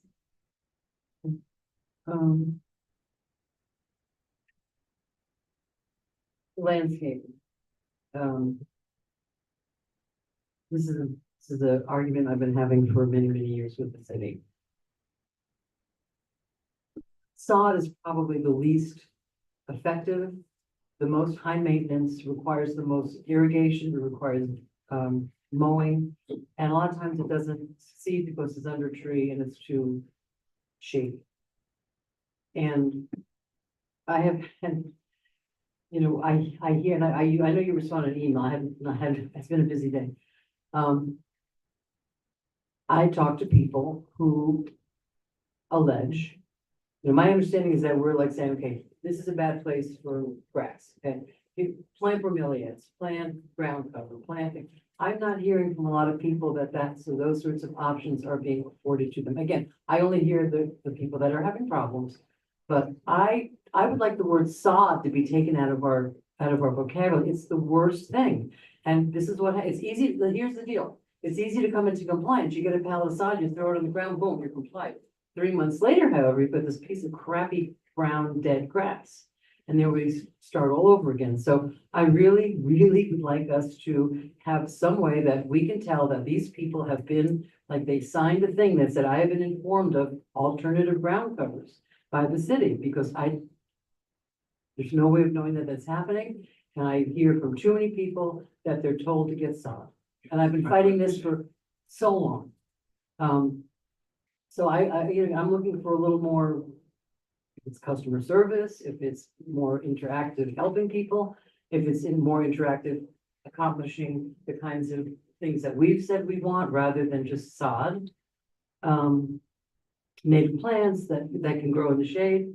I can give, if anybody who needs bromeliads, I got. You throw them on the ground and 2 years later, you've got 7,000 of them. So I'm not, I don't know if I'm not looking for an answer. I'm voicing what I've heard and the experiences that I've had and the frustration that I feel because I just hear from too many people, the city tells them about sod, and I just think that's a mistake. I will respond to that. You sent me an email today regarding that, and I did respond in the email. Yeah, I have not had a chance. I'm sorry, I haven't had a We chance. do not recommend anything when it comes to ground cover. We direct them to the horticulturist. A lot of times they will meet them at the property and tell them what they need, if they can have mulch, if they can have sod, whatever they need to put down.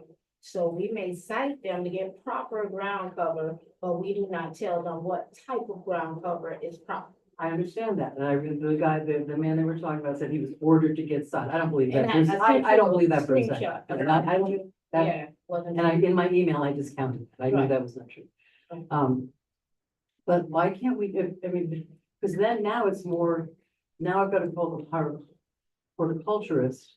And a lot of times, it's not that, why can't we just give them a pamphlet? If you've got a shady spot, here's some good stuff to plant that doesn't require irrigation. We talked about that in our managers meeting just this morning about providing a pamphlet of what's acceptable and what's not, showing them photos, pictures of trees. If you might interrupt, we are working on that. It has been delayed because we want direction on artificial turf before we publish it.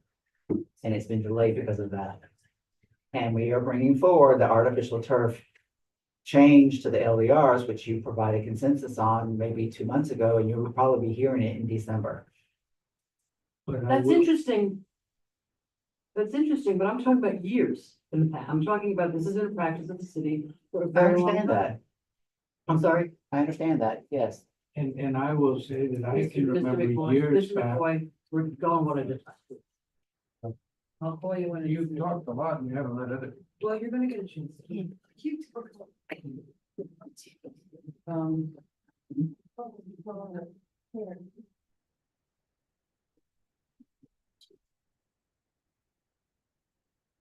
And one of the things that I think is, okay, this is my last one. We have a lot of potholes in the city. We have a lot of things in the city we'd like to improve. Why don't we do it? We don't have the money. So it's a question. There are services that we know about, Paint Your Heart Out. I know that, Goodwill Industries has help for, assistance for homeowners and stuff. Are we getting, this is because the same guy that we're writing about this, he's an older guy with a disabled brother and he's trying to put his house himself. All right. And let's assume everything is for them. Let's assume he's in his seventies, which he said he is, and his brother's not in great shape. Let's assume that is a fact.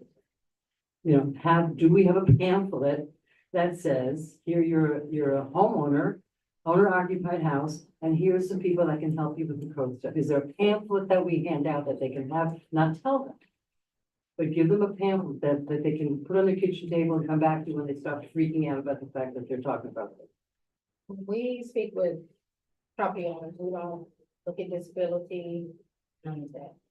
We try to assist if we see that there's an issue and they need some assistance, we refer them to Healthy Lake Worth Beach. And from my understanding, I just heard Healthy Lake Worth Beach, they did a whole presentation in front of you and stated that they were very closely told, we do not selectively enforce, we give them applications. So we created this application or referral, we created this referral. We submit referrals to Healthier Lake Worth Beach and they decide who they can and cannot help. So when we see that there is an issue, but we do not address matters based on disability, age, we cannot do that. That's illegal for code. So we can't do that, but we will work with Healthier Lake Worth Beach. If we. There are other agencies. Why don't we just have a pamphlet that says, here's, if you're having trouble financially meeting code and it's a homeowner, here's some places you can go. Why can't we just have a card that does that? Why is that so? We've got to help people. We have to be more, I think my whole bottom line, and I know I'm talking longer than I normally do, but code enforcement has been my life for a very long time. Why, I'm imploring the commission and the staff to come up with some fairly simple fixes to these things about people. What we all discover when we become elected officials, that one of the problems that we have is communicating. Which is why we have one more last thing with regards to that. And we're talking about vacant lots, okay, okay. How does somebody know that if they rent their, and I know that if they have, let's say I inherit a 25-foot lot, which I have not, by the way, I wouldn't mind, but how do I know that there's somewhere deep in the ordinances of the city of Lake Worth, I have to let them know, I have to pay pay $25 and let them know that I'm either not renting it or it's vacant. How do I know that? And again, simple communication. That's why I've been looking for a booklet that says, if you own land in the city, this is what you've got to be aware of. If you have a vacant or if you're not renting anymore, you've got to register with the city that you're not doing it. That is on the website. That information. You're not getting my point. And it's also. You're not getting my point. Excuse me. My point is, why can't we just print it and hand it out? Why can't we, then that little pamphlet could be on the website. It's in the ordinances, but that does not help people. It's hard to find They stuff. can probably register as part of the pamphlets also. Well, which one? Code enforcement. Pamphlet. It gives a phone number, no, so they can help you. Well, I guess I'm not seeing it. I'm reading it really quickly. My underlying plea is we're having this workshop and my underlying thing is we need to be more proactive and careful about informing our property owners and trying to go the extra mile. I mean, I know, so I'm gonna stop there because I'm very frustrated. I would say code compliance We did a neighbors helping neighbors, or a good neighbor brochure, we did code compliance brochure, we have rent cards. We just had a lot of information printed and, we disseminated that to City Hall as well. It's also on the website.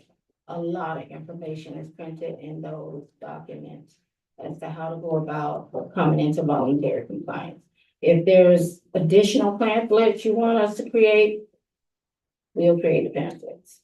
Okay, my last thing is, and it is the last thing. The department is, this is just out to the universe. The department is called the Sustainable Community sustainability. Community Sustainability. I'm sure that there was a good idea, there was good reason for doing that, you know, marketing, it sounds nicer than building, planning and zoning. But if I had my druthers, I would call it the Building, Planning and Zoning Department so that people know that that's what community sustainability is lovely, but what does it mean? Well, then how do we cover business licenses, property registration, code compliance, because those two are left out, and all the other activities that the department does? Building plannings, what? Those cover 3 activities out of about 14 or 15 that we do. Well, Just as, that's why we came up, it was called community services before, and people didn't like that.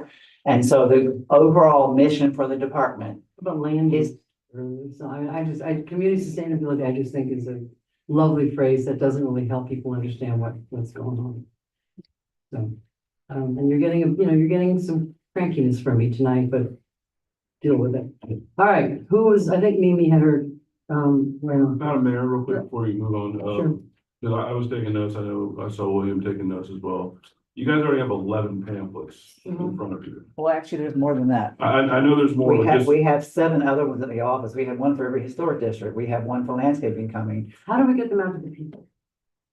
well, again, They're all available online. You can print them out and you yourself. can get them at Neighborhood the association. neighborhood association meetings, you can get them at their building, at the 1900 building. At some point in time, it's like, how many pamphlets we're approaching 20 already.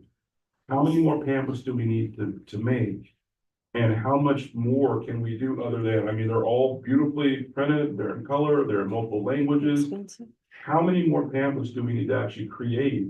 We can't have a pamphlet for every single situation that may or may not come up. But I think the code compliance one could add something about, now that you've been violated, there's some relief for you.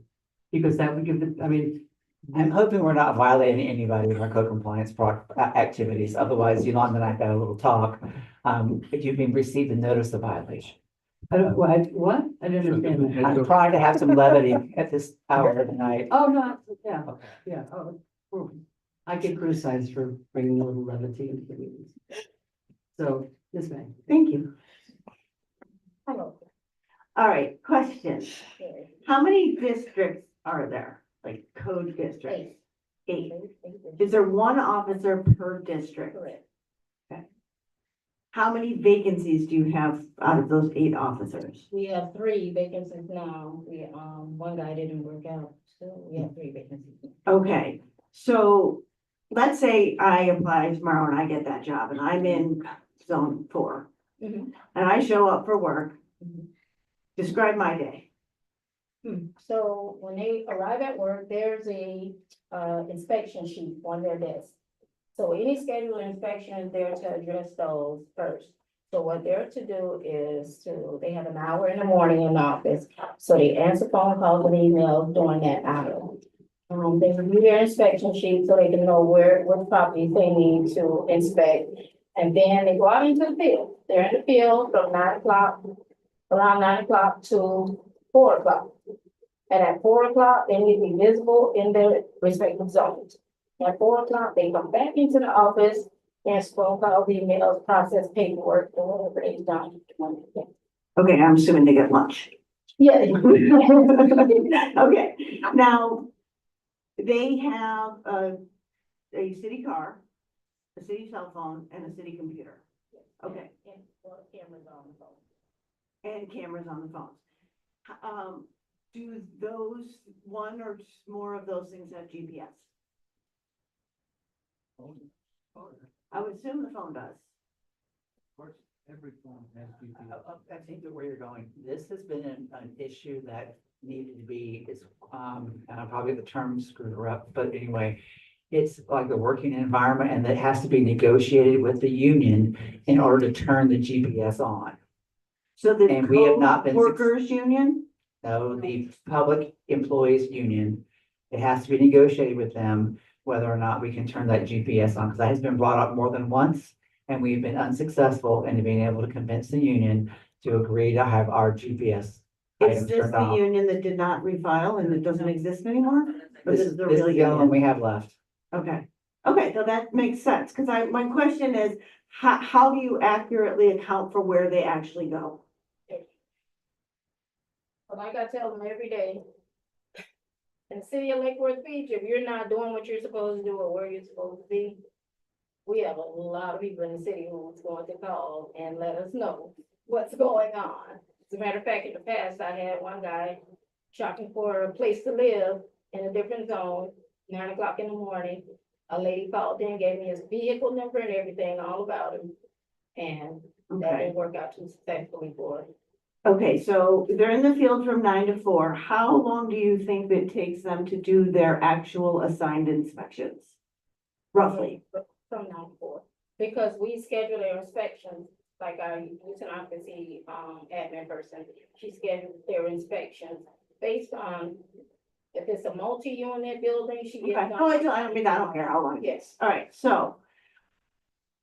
Now, this kind of goes to what the mayor said, so if I am in my zone and I'm going to the house to do my inspection, I know that I've got back-to-back inspections all day, I'm not gonna be late, I've gotta be back there at 4. I drive by the house with a bunch of crap on it. I don't have time to stop because I've gotta make all my meetings. Therefore, as the city, we need to look at this process, because if we're giving them back-to-back inspections, we cannot expect them then to stop and document the crap and get this taken care of. And you're 3 people short. So we need to, as a city, figure out how to make this work, because it's not. They don't have enough time to do both of those, is what you're telling me. Some days there's more inspections than other days, and they have time to initiate inspector-generated cases during that time. So of those 1995 cases, how many are roughly, how many are inspector generated? Brought that information. Yes. I'm a data person and I'd rather just know the data than have little anecdotes.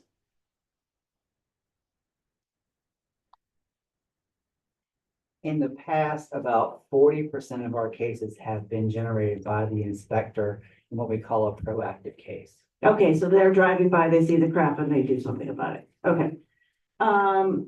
Then when they get, I do my job and stuff, and then I get back to the office at 4.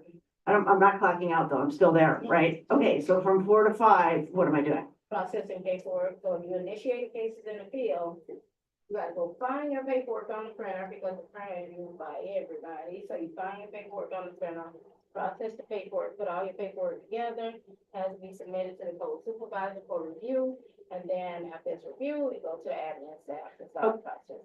Okay, so as a civilian, I can just fill out that little form and it starts, but if it's an officer one, it's gonna take a lot of work. So maybe we need to make it so that it's easier for them to initiate these code things. Well, Because even if I have my job and I'm making, what do they make? Not a lot of money, and I'm driving around and I know if I stop for all that crap at that house, I'm gonna have to go wait at that printer. I've gotta find the paperwork. I've gotta actually use paper, which is ridiculous. And I'm not gonna be able to just fill out a form, send it to my supervisor and clock out. Okay, we have a process problem then. What was back up to, because the code complaints have the extra step where the code complaint has been assigned to an officer for inspection. If something is determined to be valid, all that paperwork has to happen, Okay, all that paperwork has to happen, and obviously if he's both on a if- reactive and proactive case. right, and on a proactive case, so it's all gonna happen. So now then, as a department, is all of that paperwork 100% necessary? Has that process been as cut down as much as you possibly can to make it legal and efficient? Yes. So the paperwork consists of the property appraiser information. we Right. need that. Bobby. The clerk of court information, which is the deeds, we Mhm. need that to know the factual owner of the property. We get tax information, we need that as well. And then they have to put all their case notes together. Right, That's come okay. together. Okay, So it's. I'm just trying to make it the most efficient way that it will work and they won't feel like stopping is such a burden. It's not a burden, to stop, because a lot of times I tell them, you can snap your photos. Yeah. And when you get a moment, you can enter that cases, but at least you have your photos in hand. Okay. So if you see. And like, what about a prize Right? for the one who gets the most cases? No. Okay, they get a check, well, maybe they get a bonus. Maybe they can get a But bonus. along those lines, Commissioner Yolanda has been very good, and as well as Bobby, in that if the code officers got above and beyond Mhm. in working with maybe a tough client or a client that was really challenged in coming into code compliance, we have recognized them with the little coins, or we put their story online. Okay, Because good. there have been cases where it may take an officer like 2.5 years to get to compliance because of whatever may have been Right. happening in the person's life. And we do try to recognize them in that fashion. Okay, yeah, I mean, I'm a gold star kind of girl. I don't have a lot of internal motivation. We recently, did an initiative where we were citing for a window covering on the Mhm. main thoroughfares. Once the team finished around noon, we bought pizzas for them. Yeah. Our pocket. We bought pizzas for them and we provided their lunches for them. Nice. You know, we do. Okay, good. As long as they're getting, yes, they're getting paid, but still. Okay, now, when you give a code violation notice, is there a actual number? You have violated code number, blah, blah, blah, blah, blah, and Yeah. then they can look up what code blah, blah, blah, blah, blah, blah is. Yeah. Mhm. Okay, Code section is on there. The question was asked, so we send straight NOV, how we. wait, don't use acronyms because I don't know Oh, what that means. no violation. Thank you. How we initiate the process. If it's something that the tenant can address right away, we usually leave a door hanger. Garbage, trash, and debris, cut the lawn. If it's something the owner has to address, permit, only owner can address the permit. Business license, that's straight, notice of violation, because we need the owner to come in and take care of it. Okay, If it's something that okay. a tenant can do, we'll get. So every notice of NOV, I'm gonna use this phrase now, every NOV has the code number on it. And I'm asking questions that people are telling me, they don't know the code, they're not telling us what code it is. So I'm asking the question, so it's now recorded at 9:26. Every NOV has the code section on it. Okay, Every door hanger also has the code, so you section. can look up the code and read the code. Okay, good. Now, let's talk the special magistrate. I heard a little frustration with the extensive time. So who hires the special magistrate? You do? Okay, is it time for a new one? You actually just hired 3 magistrates. 2 of them are brand new to the city. Okay, And each of them, I think, has been to hearing once so far in the rotation. You have all 3 in rotation. okay, and then who oversees them? I mean, besides Jamie at the top of it, who oversees the magistrates? Well, I attend all of the hearings and so I work with. Okay, so if you feel that they're being very lenient, can you at least report back so we can do that? Thank you. Okay, now, hold on. Illegal dumping. Okay. Literally, I wrote illegal dumping, talk to me. I know that it's frustrating because it's you and you. Do you talk to people, Public Works all day long? Not all day long, when there's an issue with illegal dumping, depending on where the dumping is located. If it's in the alley, directly in the alley, they'll contact Public Works or, you know, we. Okay, so if it's not on a private property, if it's city property, alley, or county property, I guess there's Railroad, we have a contact for the railroad. oh, speaking of that, the railroad by Bohemian needs a little attention.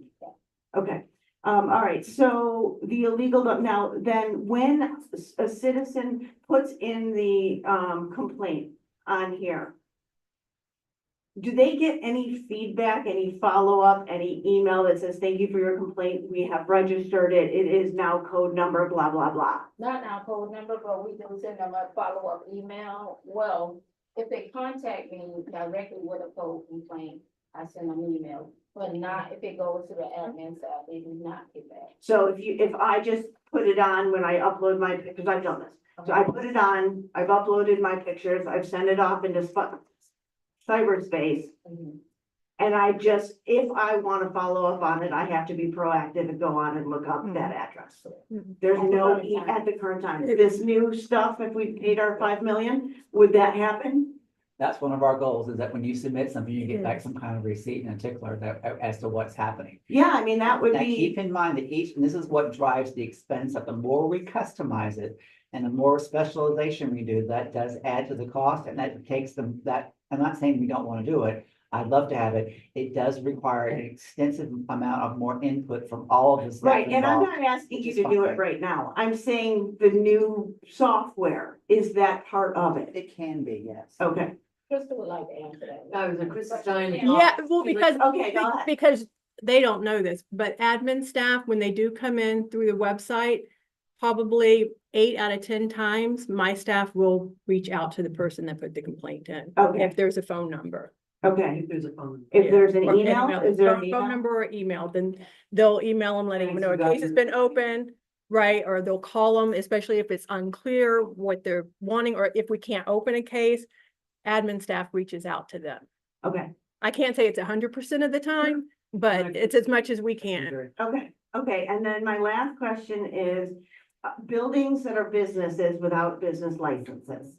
So I understand the renewal process, right? And so there's businesses that have licenses, they need to have them renewed, then you gotta go inspect them. What about the businesses that are running businesses with no licenses?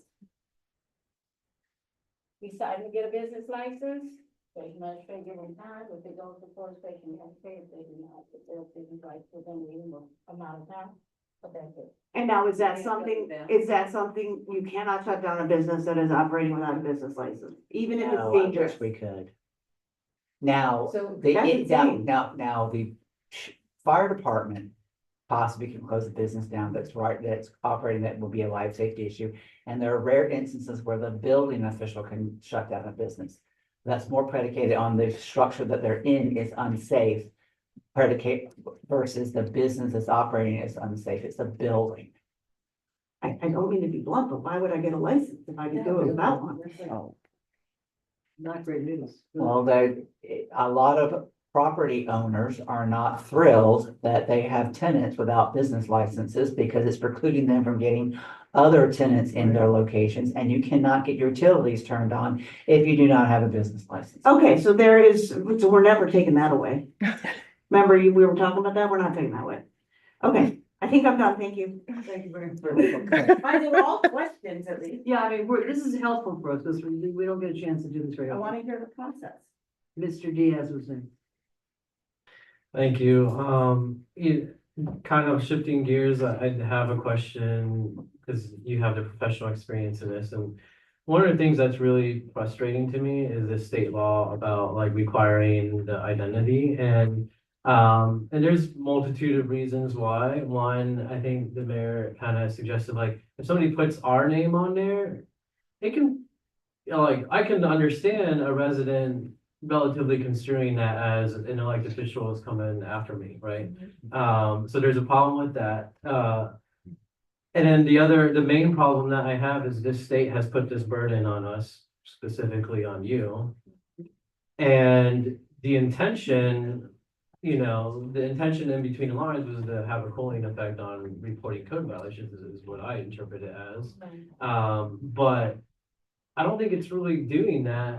And not that that's a right thing to accomplish. And my question is, like, they put this burden on you. So somebody makes a code complaint and you see, and then you're just required to see that it's a name and like an address and a number, but you don't verify, like, I could put down John Doe That happens a at lot. 1, 2, 3. And so, like, what is the purpose? Like, realistically, that law doesn't have That's a any. question for the legislature. Right. So, but I do think if they're gonna put this burden on us, there maybe is an opportunity to address something. And, you know, again, when people complain about things, there's always more to the story. But one of the things that has been brought up is, you know, like the paraphrase, I have a code complaint on my property. I looked up who did it. There's really nothing there, or the person's name is not a real person. Like I looked up voter records or whatever, and this person doesn't seem to exist. So my question is, like legally, is that even, you know, it is a question for Elizabeth as well, like legally, is that even, isn't that fruit of the poison tree, right? Because if you start with a code complaint that was using a false identity, this person can challenge the city. They go through the process, they go through magistrate. They can technically take us to court and say, hey, none of this is even valid because that person doesn't even exist. So like realistically, what tools are available? Like, can you call this person? Can you like do anything? Not a requirement, but to verify, if the person is a valid person or not. But sometimes we get crazy names that we know Right. for a fact. Yeah. It's Minnie not, Mouse. a proper noun is not a person. Right. So we look at that a little bit differently. I would prefer the name and the phone number rather than the name and address, but it's not my choice. Addresses, we have a lot of, people who are very concerned about, putting in their address, which is Sure. why they give these fake names because, and sometimes they give us fake addresses. Sure. We get that off the time as well. But it's not required for them to give their correct name. So, yeah. Right. And I And think it's, And it's a problem because the opportunity that I think we can address, and I don't think this happens like every day, but like if somebody has a problem with their neighbor or they don't like a business or something, theoretically, they could make 20 code reports using 20 different names and addresses, and we don't necessarily have the tools and recourse to see whether or not it's legit. So we're responding to reports that may or may not be abusive or legitimate. but if there's code violations, that sort of makes that complaint Well, moot. but that's kind of what I'm pointing out. It doesn't though, because if it gets challenged by that property owner, you know, can they use this law and say none of these identities were true, so none of the, even violations or not, you start with a violation, so none of them are really valid, I guess. So this is a question in a lot of communities right now because of the way the legislature has written the law and the way that people have come to circumvent it fairly easily. Some neighborhoods are putting in place verification requirements. That you have to sign an affidavit, that you have to provide your driver's license, that you have to, you know, sign something, you know, and click a button that you swear under penalties of perjury that this is your name and address before you can submit your code violation or code complaint. The statute requires that code complaints have a name and address associated with them, but it does not prohibit the officer from self-initiating cases anyway, which is what you all talked about a lot tonight. So even if the complaint doesn't have a verifiable person or real address, if the code officer goes by the property and sees violations, the code officer can initiate the violation. So I think the case stands anyway, even if the complaint wasn't valid, if the officer has done that initial step of going by the property. So on the, you know, the comments in the docket, then, you know, if the code officer, they need to be careful, because if they write that it was in response to report, but also they can write, well, I drove by and I saw it because of plain view. So they can kind of play both sides. And then the other side, because my concern as well is if the person is a renter, like they clearly don't want to make the report. And if the affidavit thing sounds like a great idea, if we can like redact it, because all this stuff is public record. And if I was a renter and I knew, yeah, I want to sign an affidavit because interior there's mold or whatever the, you know, severe violation is, they're not going to want to do that because the landlord is clearly going to kick them out, unfortunately. So The only way you can redact any records related to code enforcement as if they have a statutorily claimed exemption in the city. Okay. I would love to learn more about that, because it's one of those laws, it's like, why? Oh, just one of them. Yeah.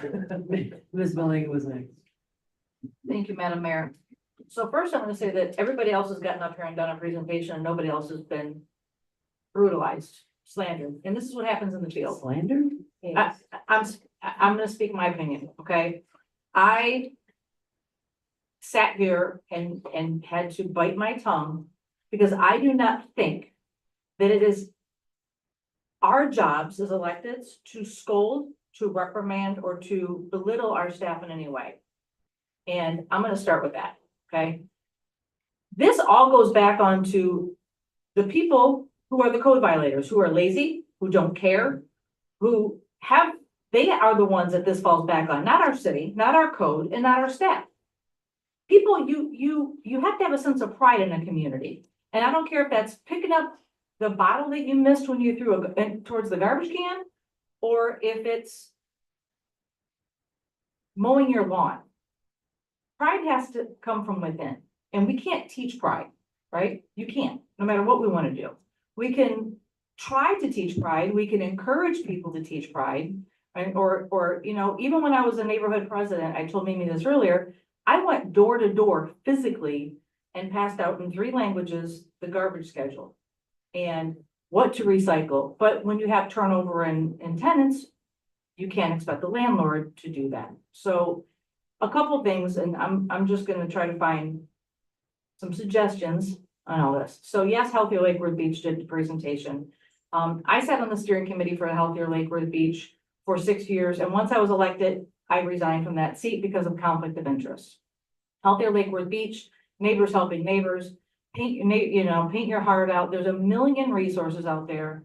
And yes, I think code enforcement and the staff does a great job, and the Neighborhood Association President's Council does a really good job of pitching in. We have churches that have done cleanups and helped fix fencing, and we went to a ribbon cutting, the mayor and I and some other people, of a house a couple weeks ago. And I could tell that Habitat for Humanity fixed the person's gate next to the house that they just built. And I even said something to Habitat. I said, did you guys do that gate for them? And she said, well, you know, we may have. So we really are a community that helps each other, right? So I would like to do a couple things. Number one, why do we have to have a wall of shame?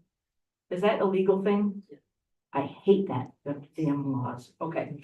I don't love that, and I don't love that their address is in big marker, because I just think that it's degrading. I don't love that it has to be on public display like that. That's all I'm gonna say about that. Business licenses were brought up. So we have this other great law that came around that says you can have a business in your home. Well, if you don't have a business license, I don't think we're gonna turn off people's electricity in their home.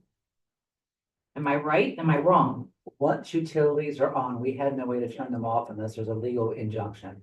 Okay, so even if a business is functioning and their license is lapsed, we're not gonna turn off their electricity. We cannot turn off the lights if they've been turned off. Okay, because earlier there was some talk and it sounded to me as if your business license isn't renewed, we're cutting your electricity. No. Okay, so I just want this for the people who are listening. We're not gonna What turn off. your- can happen is you have a grace period and under which to actually apply for your business license and get some things done. If you do not meet everything that you're supposed to get and get your business license issued, your lights could be turned off if after that temporary period is over. Okay, but this isn't for people who've been in business for 5 years, that all of a sudden their license is lapsed. We're not gonna turn off your electricity. No, this is for, I just want people who are listening, because that's kind of how it came across. Like, if you don't do this, we're gonna turn, no, we're not doing that. So I would like to add to that, if it's a new business, they will not receive utilities until they get the business license, but we will not turn them on. But not a new business in a home. They need to receive a home license, they need to apply for a home occupation license, and have that approved. But I don't know if the utilities is attached to the home. It's gonna be, that's gonna be residential, That's the little Yeah. nuance that we couldn't address. right, because it's a gray They do area, have to right? have, they do have to have a business license, but if that home already has utilities, it's not gonna trigger it. No, and I mean, I get it. I have a business license from in my home, but I have residential electricity. You're not gonna shut my residential electricity off if my license fails to be renewed. That's what I'm trying to get across. Okay. So the nuisance abatement, nuisance chronic thing that we talked about, the different ones, I know that Riviera Beach had some great successes with some, I call them party stores in Michigan, convenience stores, I guess is what we call them here. With bad apples of some stores in Riviera Beach that had chronic crime. And they were able to use that. Elizabeth's looking at. Process. They use the same process and it was very successful. And I feel bad for the business owner, but again, if you're not complying and you're contributing to the downgrading of your community, then you need to move along. And I remember the news article, the news story, because the businesses around it were so excited that the police department and that the city shut this one business down, that all of their businesses are flourishing now because the drug dealers aren't there and the gangs aren't there. And it really does help, again, with the whole community. It's not just because we're trying to go after this one business, it's to help everybody, right? So I know that Riviera Beach had success on that.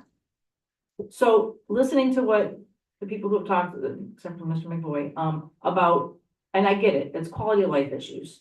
I'm frustrated by the mattresses and the appliances, and you know that because of how many emails you guys get from me. I would like to propose, and I had ran on this idea and brought it forward a couple times, that I know you have 8 zones and we have 5 officers right now. I would like to talk about having 2 officers that are just attached to quality of life issues. They don't do inspections, they don't answer any of they literally go around the city and they go, okay, I'm gonna drive down and I'm gonna write up that pile of wood because that's a hazard. That grass that's overgrown, those cars that are parked, and they only deal with, if I see it, I'm dealing with it. They don't do any of the backup work. They don't take care of I mean, does that sound like something that, I thought that it was, What I was getting at. is somebody who, we just have 2 officers and they split the city and that's what they do. So I would love to get support on an idea like that. I know that it's a financial thing, but to me, our officers they're spread thin. And they're yelled at every day and they're yelled at on the phone. They get bad emails. If we can take some of that burden off and say, okay, Mickey and John, your jobs are only these 7 things: furniture, appliances, overgrown grass, things that are really bringing down the pride of the community. I think that we can move the needle. Street stuff. Yeah, just stuff that they can see from the street that's obviously degrading the city, right? And then, again, with that educational component, okay, here's how to be a good neighbor, which is why that was designed. Because there are certain countries where they don't have access to getting rid of recycles or garbage or broke down cars. And it really is an educational component, right? But I think if we can move along and try to get 2 officers that just deal with those visible things, we will see huge gains in this city when it comes to what we see visibly. And I would like that's to, all. I would like to add something. Okay, I'm sorry, that's all I have. So with that, I know for a fact the city of Pompano Beach have environmental code officers. So they have the regular code compliance and then they have these environmental officers who cycle both trash, garbage, any garbage issues, all that. As a matter of fact, my son is the environmental officer for the city of Pompano Beach. So, that may be an idea that you might want to look into. Do they just initiate cases or do they follow up? They follow up, they present cases before the special, they do everything that. Yeah, a but they regular just code out just officer- stuff. You get funding for that from the EPA grant. I'm sorry, Madam Mayor, before Commissioner McVoy starts, we have a Yeah. hard stop at 11 unless you all have consensus to extend, I mean, at 10, unless you all have consensus to extend the Okay. meeting to 11. So, can I just? Well, Okay, because I think that's a great idea, as long as we make sure that those officers aren't doing the use and occupancy license, that we keep them completely separate from the day-to-day grind. So thank you for bringing that up. I mean, just before, real quickly, until we have a full complement of staff in terms of officers, we really can't tackle it that way. I would love to be able to do it, and Yolanda and I have talked about something, like curb appeal type stuff. Right. But we have 11 positions, of which we've never had more than 9 of those positions filled. And based on the workload and the use and occupancy inspections that have to take place, that would be great to entertain, but and hopefully the change with the union negotiations and the new budget, we can retain our officers and keep them here a little longer. But we don't have the staff resources. We may be able to do it by reallocating the positions that we have if they were all filled. But right now, we really can't tackle that, that we would probably like to do that. And that extra position that we funded for the other stuff, that is not filled either. That is. That is- The That is filled. vacant registry clerk. But I don't understand why we couldn't, if we have these open, and I hear what you're saying. But if we say, okay, we know we have these open spots, but we need to make this a priority for the city, we're gonna hire one environmental code person, and just start there. I mean, because Is that on top ultimately, of the officer position we already have, or no, converting one that we already have? converting one that we already have, because you already have the occupancy license inspections and all that already going on. If we have, and like the mayor said, if they don't have 5 minutes, and Commissioner May said, to pull over and cite these, it will take that workload off of the code Well, I officer that does get hired. I think you have, if we can manage it, it would be great. And something to think about with budgets and something to think about with our staffing. So, well, good point. Thank you. Motion to extend? I just need consensus from the board, from the commission. Consenting. Thank you. I'm a consenting adult. Sure. I'm not. So I'm outlawed 4-1. We don't have to go to 11 though, okay? You do not. I just, because there is a hard stop at 10, so. We have only Mr. McBoy, we're trying to get out of We here. have 2 more divisions to do. The presentation was loaded up ahead of time. There's 2 more divisions in the And what department. divisions are they? The business license and the strategic planning and urban design. Oh, I think we have, I think for another day. I don't think we can do that. I mean, we have not had the opportunity to do this like ever. And so I really think that, let's see how far we get. Mr. Roy. Thank you. Lot of things. I have a bunch of different things. Following up from what Vice Mayor Malega said of the idea of shifting some of the officers. I hear that we don't have the staff. I hear also what Commissioner Malega said of probably it's not the easiest job in the world to be a code officer. You get a lot of bad energy coming in. It ain't. I am going to emphasize again, something that I've raised a number of times, both individually with the city manager and publicly at meetings. We need to have a large umbrella city beautification program that explicitly lists all of the different players who we are asking to help out. Vice Mayor Malega made a point that sometimes the issue has nothing to do with city government, it has to do with individuals who are not doing their part. Some of it has to do with Department X, Public Works, some of it has to do with code, some of it has to do with PBSO. If we take the trouble and commitment as a commission to direct staff that we want a large umbrella city beautification program that involves residents, involves landlords, involves businesses, involves all of the various departments. And everybody is part of this overall thing with the goal to make the city a better place. I think you are creating a work environment that's going to at least somewhat help reduce your turnover, because now you're a code officer and you're not just going around citing people for this, that, and the other. You're part of a larger effort that you can talk to the homeowner when you see something there and say, look, hey, we have whatever we want to call it, city beautiful, blah, blah, blah, come up with some reasonable name. The code enforcement is in cahoots with, which may not be the term, but is working cooperatively with the homeowner. Hey, your neighbors are helping out with this. Public Works is helping out with this. We're moving this and forth. I think it only works if it's a very I call it big umbrella, I don't know what the right term is, big tent, but everybody has a component to that. Otherwise, it doesn't work. So, yes, I think the idea of however we do it, maybe even do it before we're fully staffed on code, I don't know, that's up to you folks to figure that out, but put it in the context of a bigger program. I know that there was probably, I could kind of read a little body language here in the room, and I know that there was probably some bristling with the concerns the mayor was raising. And I would summarize what I heard from the mayor, because it's very similar to what I feel, although we don't communicate about it, but I think it's coming empirically. There's two pieces. On the one hand, there's a sense that in terms of customer service, I know that the first page of the handout says, voluntary compliance, it wants to be warm and friendly.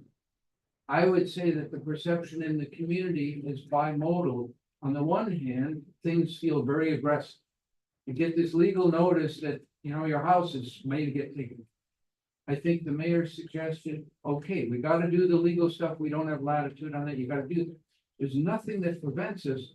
Doesn't have to be a fancy glossy sheet. It can just be a nicely printed black and white thing that says, don't freak out.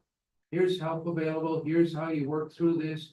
The legalese has to be there, but and again, if you put that in the context of an umbrella city beautification program, that can get referred to in that more friendly piece. That's just a black and white, low cost thing that comes delivered with it.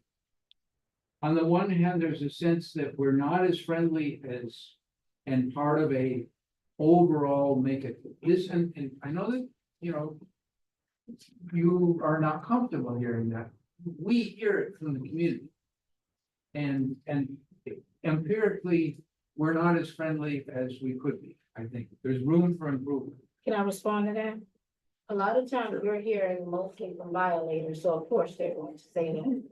But oftentimes we're postponing cases, we're working with them, we're giving them additional time, we start with the door hangers, we do the notices of violation, we're giving them a reasonable amount of time, and like I said earlier, by the time it hits the special magistrate, we've exhausted every opportunity to assist them.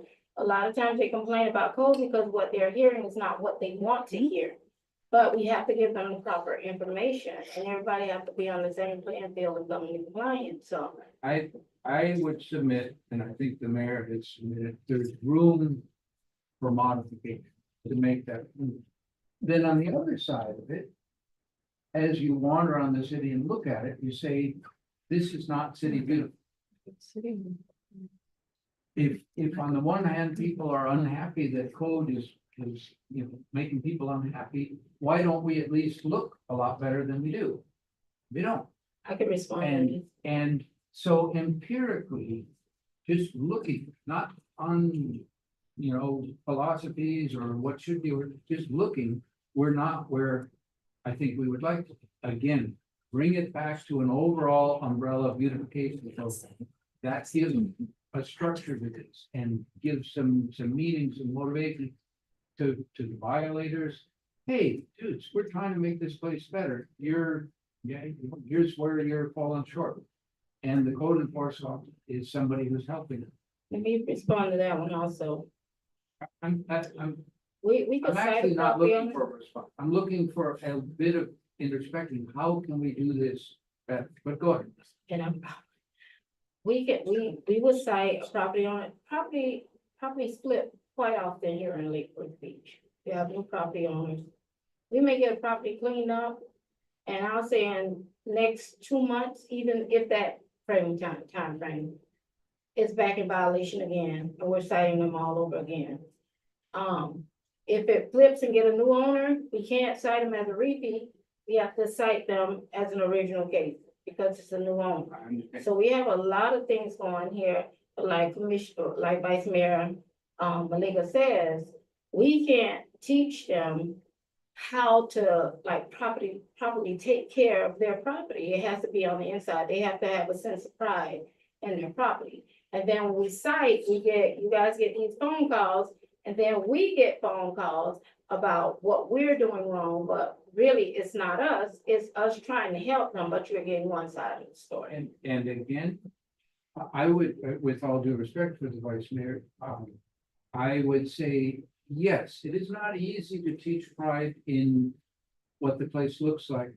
I would say, if you start putting together, I'm gonna call it, for lack of a better, umbrella, city beautiful type program, I think it is very possible to build that in a plain and green, whatever you want to call it. Come up with a name, come up with a slogan. We've got PIO officers, we've got Tiana, who's clever. It's doable. It does have to have, guaranteed it has to have a cultural appropriate aspect to it. It's got to reach out. These are fine, they're glossy, they're expensive. And simply translating it into Spanish is not going to work, you know. That doesn't get it. You got to work with some people who have more of a connection into the community and say, hey, how can we relate to where people are in their thinking and help them get there? And the aspect of helpful pamphlets, yes, there's a concern that we may not, I don't see what the problem is of having more. I remember years ago going over to, I believe it was Sanibel Island, obviously a very different community, very different resources than ours. But going into their town hall, they had a zillion pamphlets, but their pamphlets were printed on a printer, just a, computer printer.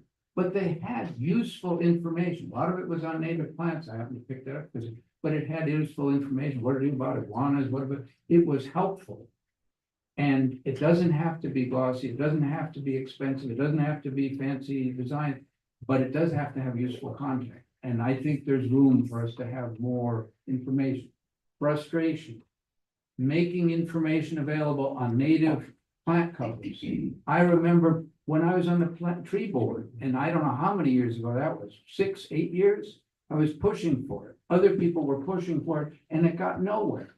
It was, well, it's gotta be this, it's gotta be that, it's gotta be fancy print. No, it doesn't. You can make the information available, put some useful stuff. Here's where you can get materials. Here's some things that work. This works when it's dry, this works when it's shady, whatever. Here's some people you might call up. Here's some lawns around town that you can look at for an example. We can do this. It doesn't need to take 4, 5, 6 years to make some helpful information. There's frustration there. I hear the mayor's frustration on grass. I get those same things that we all know that our code doesn't say anything about encouraging sod and grass. Yet we hear from people that somebody in code told them they gotta have grass. Let's fix that. Let's fix that because empirically, it's still that mentality somehow is out there. So let's do better at giving people alternatives. Give them hand printed, low key stuff. Doesn't have to be fancy. A frustration with computerized part of it, technology. You mentioned, and some of it is addressed by your suggestion of having some dedicated officers that don't have a disincentive to stop and write stuff up.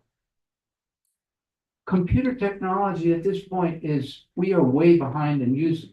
When you take that picture, it is geocoded. It knows where the picture was. You could have software that would automatically take that picture, pull from Papa and say, the most likely addresses are these 3. Because sometimes you'll be not right on the property, so it won't get it exactly, but it's going to get it within 4. And all the officer has to do is check the software on it that says that's the one it is. And now you could have half of the report automatically generated. It pulls from Papa, it pulls from the other things because all you needed was the address. You got it in the photo. We need a process audit from somebody who's tech savvy from the outside that says, hey, you could streamline your process a lot and simplify your work for your code officers with stuff that's just automatic. Some of the things like automatically sending an email or a text. Okay, maybe we can't send a text from a phone because we've got some weird rule that we can't use our phones for text. You can send text from other software. We could have something that would do what you suggested. Send the email out, send the text. Yeah, it's annoying, you gotta do both, but a computer can do that. It's not that hard.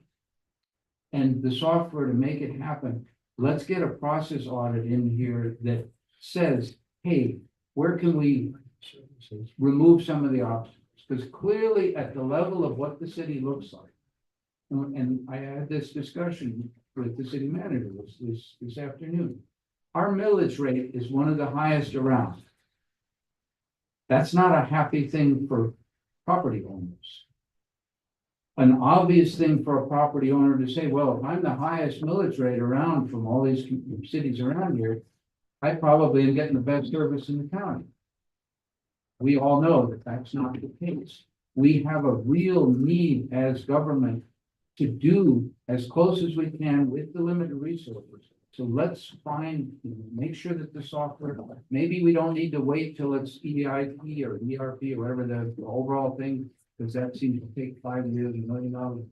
There are, what, 5 million, 7 million, whatever. There is stuff that people could do. You could get some computer science student from FAU to program half the stuff and be done. Well, that's what other division, code compliance can do everything from the road. The only thing they have to do when they come into the office is pull their paperwork off the printer, put it together and submit it for review. Okay, easy one. Buy 8 printers, so each officer has his own printer and doesn't have to waste time sorting it through the other one. What does a printer cost? Couple $100. Put one in each office. We did. Exactly. Printing brochures and printing. I'm like, the trees that we're killing, and we're trying to plant trees. I'm a little confused. Well, giving information out to people, but yes, that's where the process of it comes in. Maybe we're printing more stuff than we need, and maybe a lot of it can be done electronically all the way through. I don't know, but we're not there. I think we can get further. I think we can do better. Okay. Yeah, okay. I do think that you had a good idea, though. Maybe One, you could have, maybe you could do a presentation to the Glen Online Center and help with the outreach that we need, or Mr. Diaz, who speaks Spanish. I don't speak Spanish. I don't speak Creole. I'm useless in this department. But maybe we could do a community outreach where you guys could literally do like the recycle bins, what goes in each recycle bin, and do some informational, educational stuff with the community centers. We did that years ago because when in the 90s, this is 90 a while ago, one of the biggest complaints that people were having about the people coming into the city was that they were drying their clothes on the bushes. And that, And the railing. well, the railing, correct. So that was one thing that, I mean, it's happening again apparently, but it's not as bad as it used to be. It used to be endemic around the city. So I think that's a great idea because you know, we do have, and we've talked about a bigger process, a bigger event. And I think that I agree with you. But I think a lot of it does come down to, like what Sarah said, is, you know, in helping folks get pride in their, whether they're a tenant, whether they're an owner, that, and if it kind of works both ways. If the people see the city having more interest in it, it might engender some more interest in the people.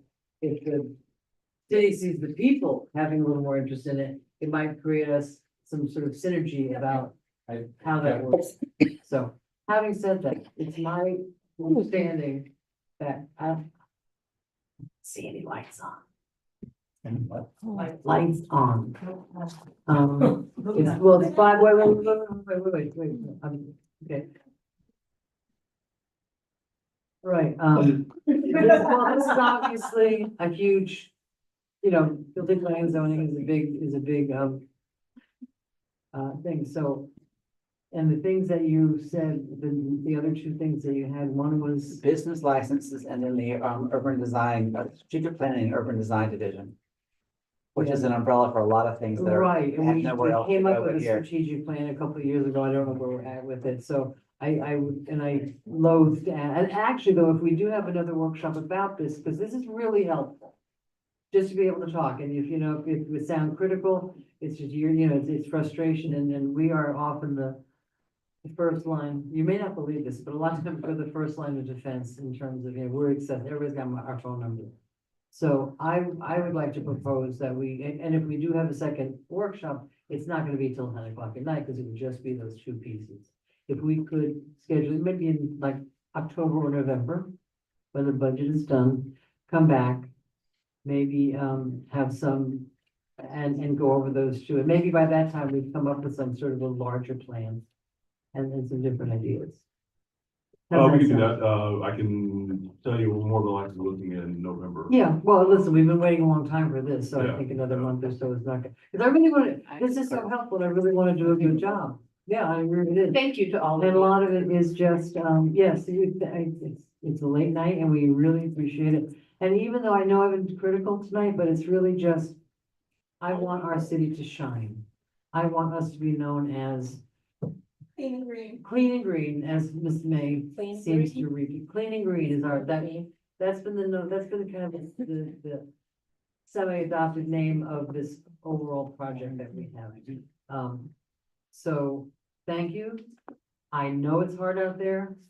I just checked that address. I hope it doesn't have a phone. But let's, did you? So I'll report it, and I'll do a report.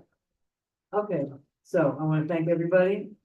Really, we know it's hard, we know you get a lot of criticism, but we all have to work in this together and try to make it easier, and just make it.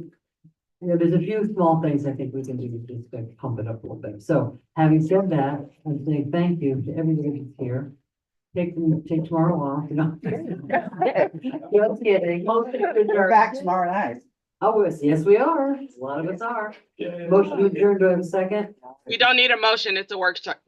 Fine, get out of here. Go home. Sorry. You don't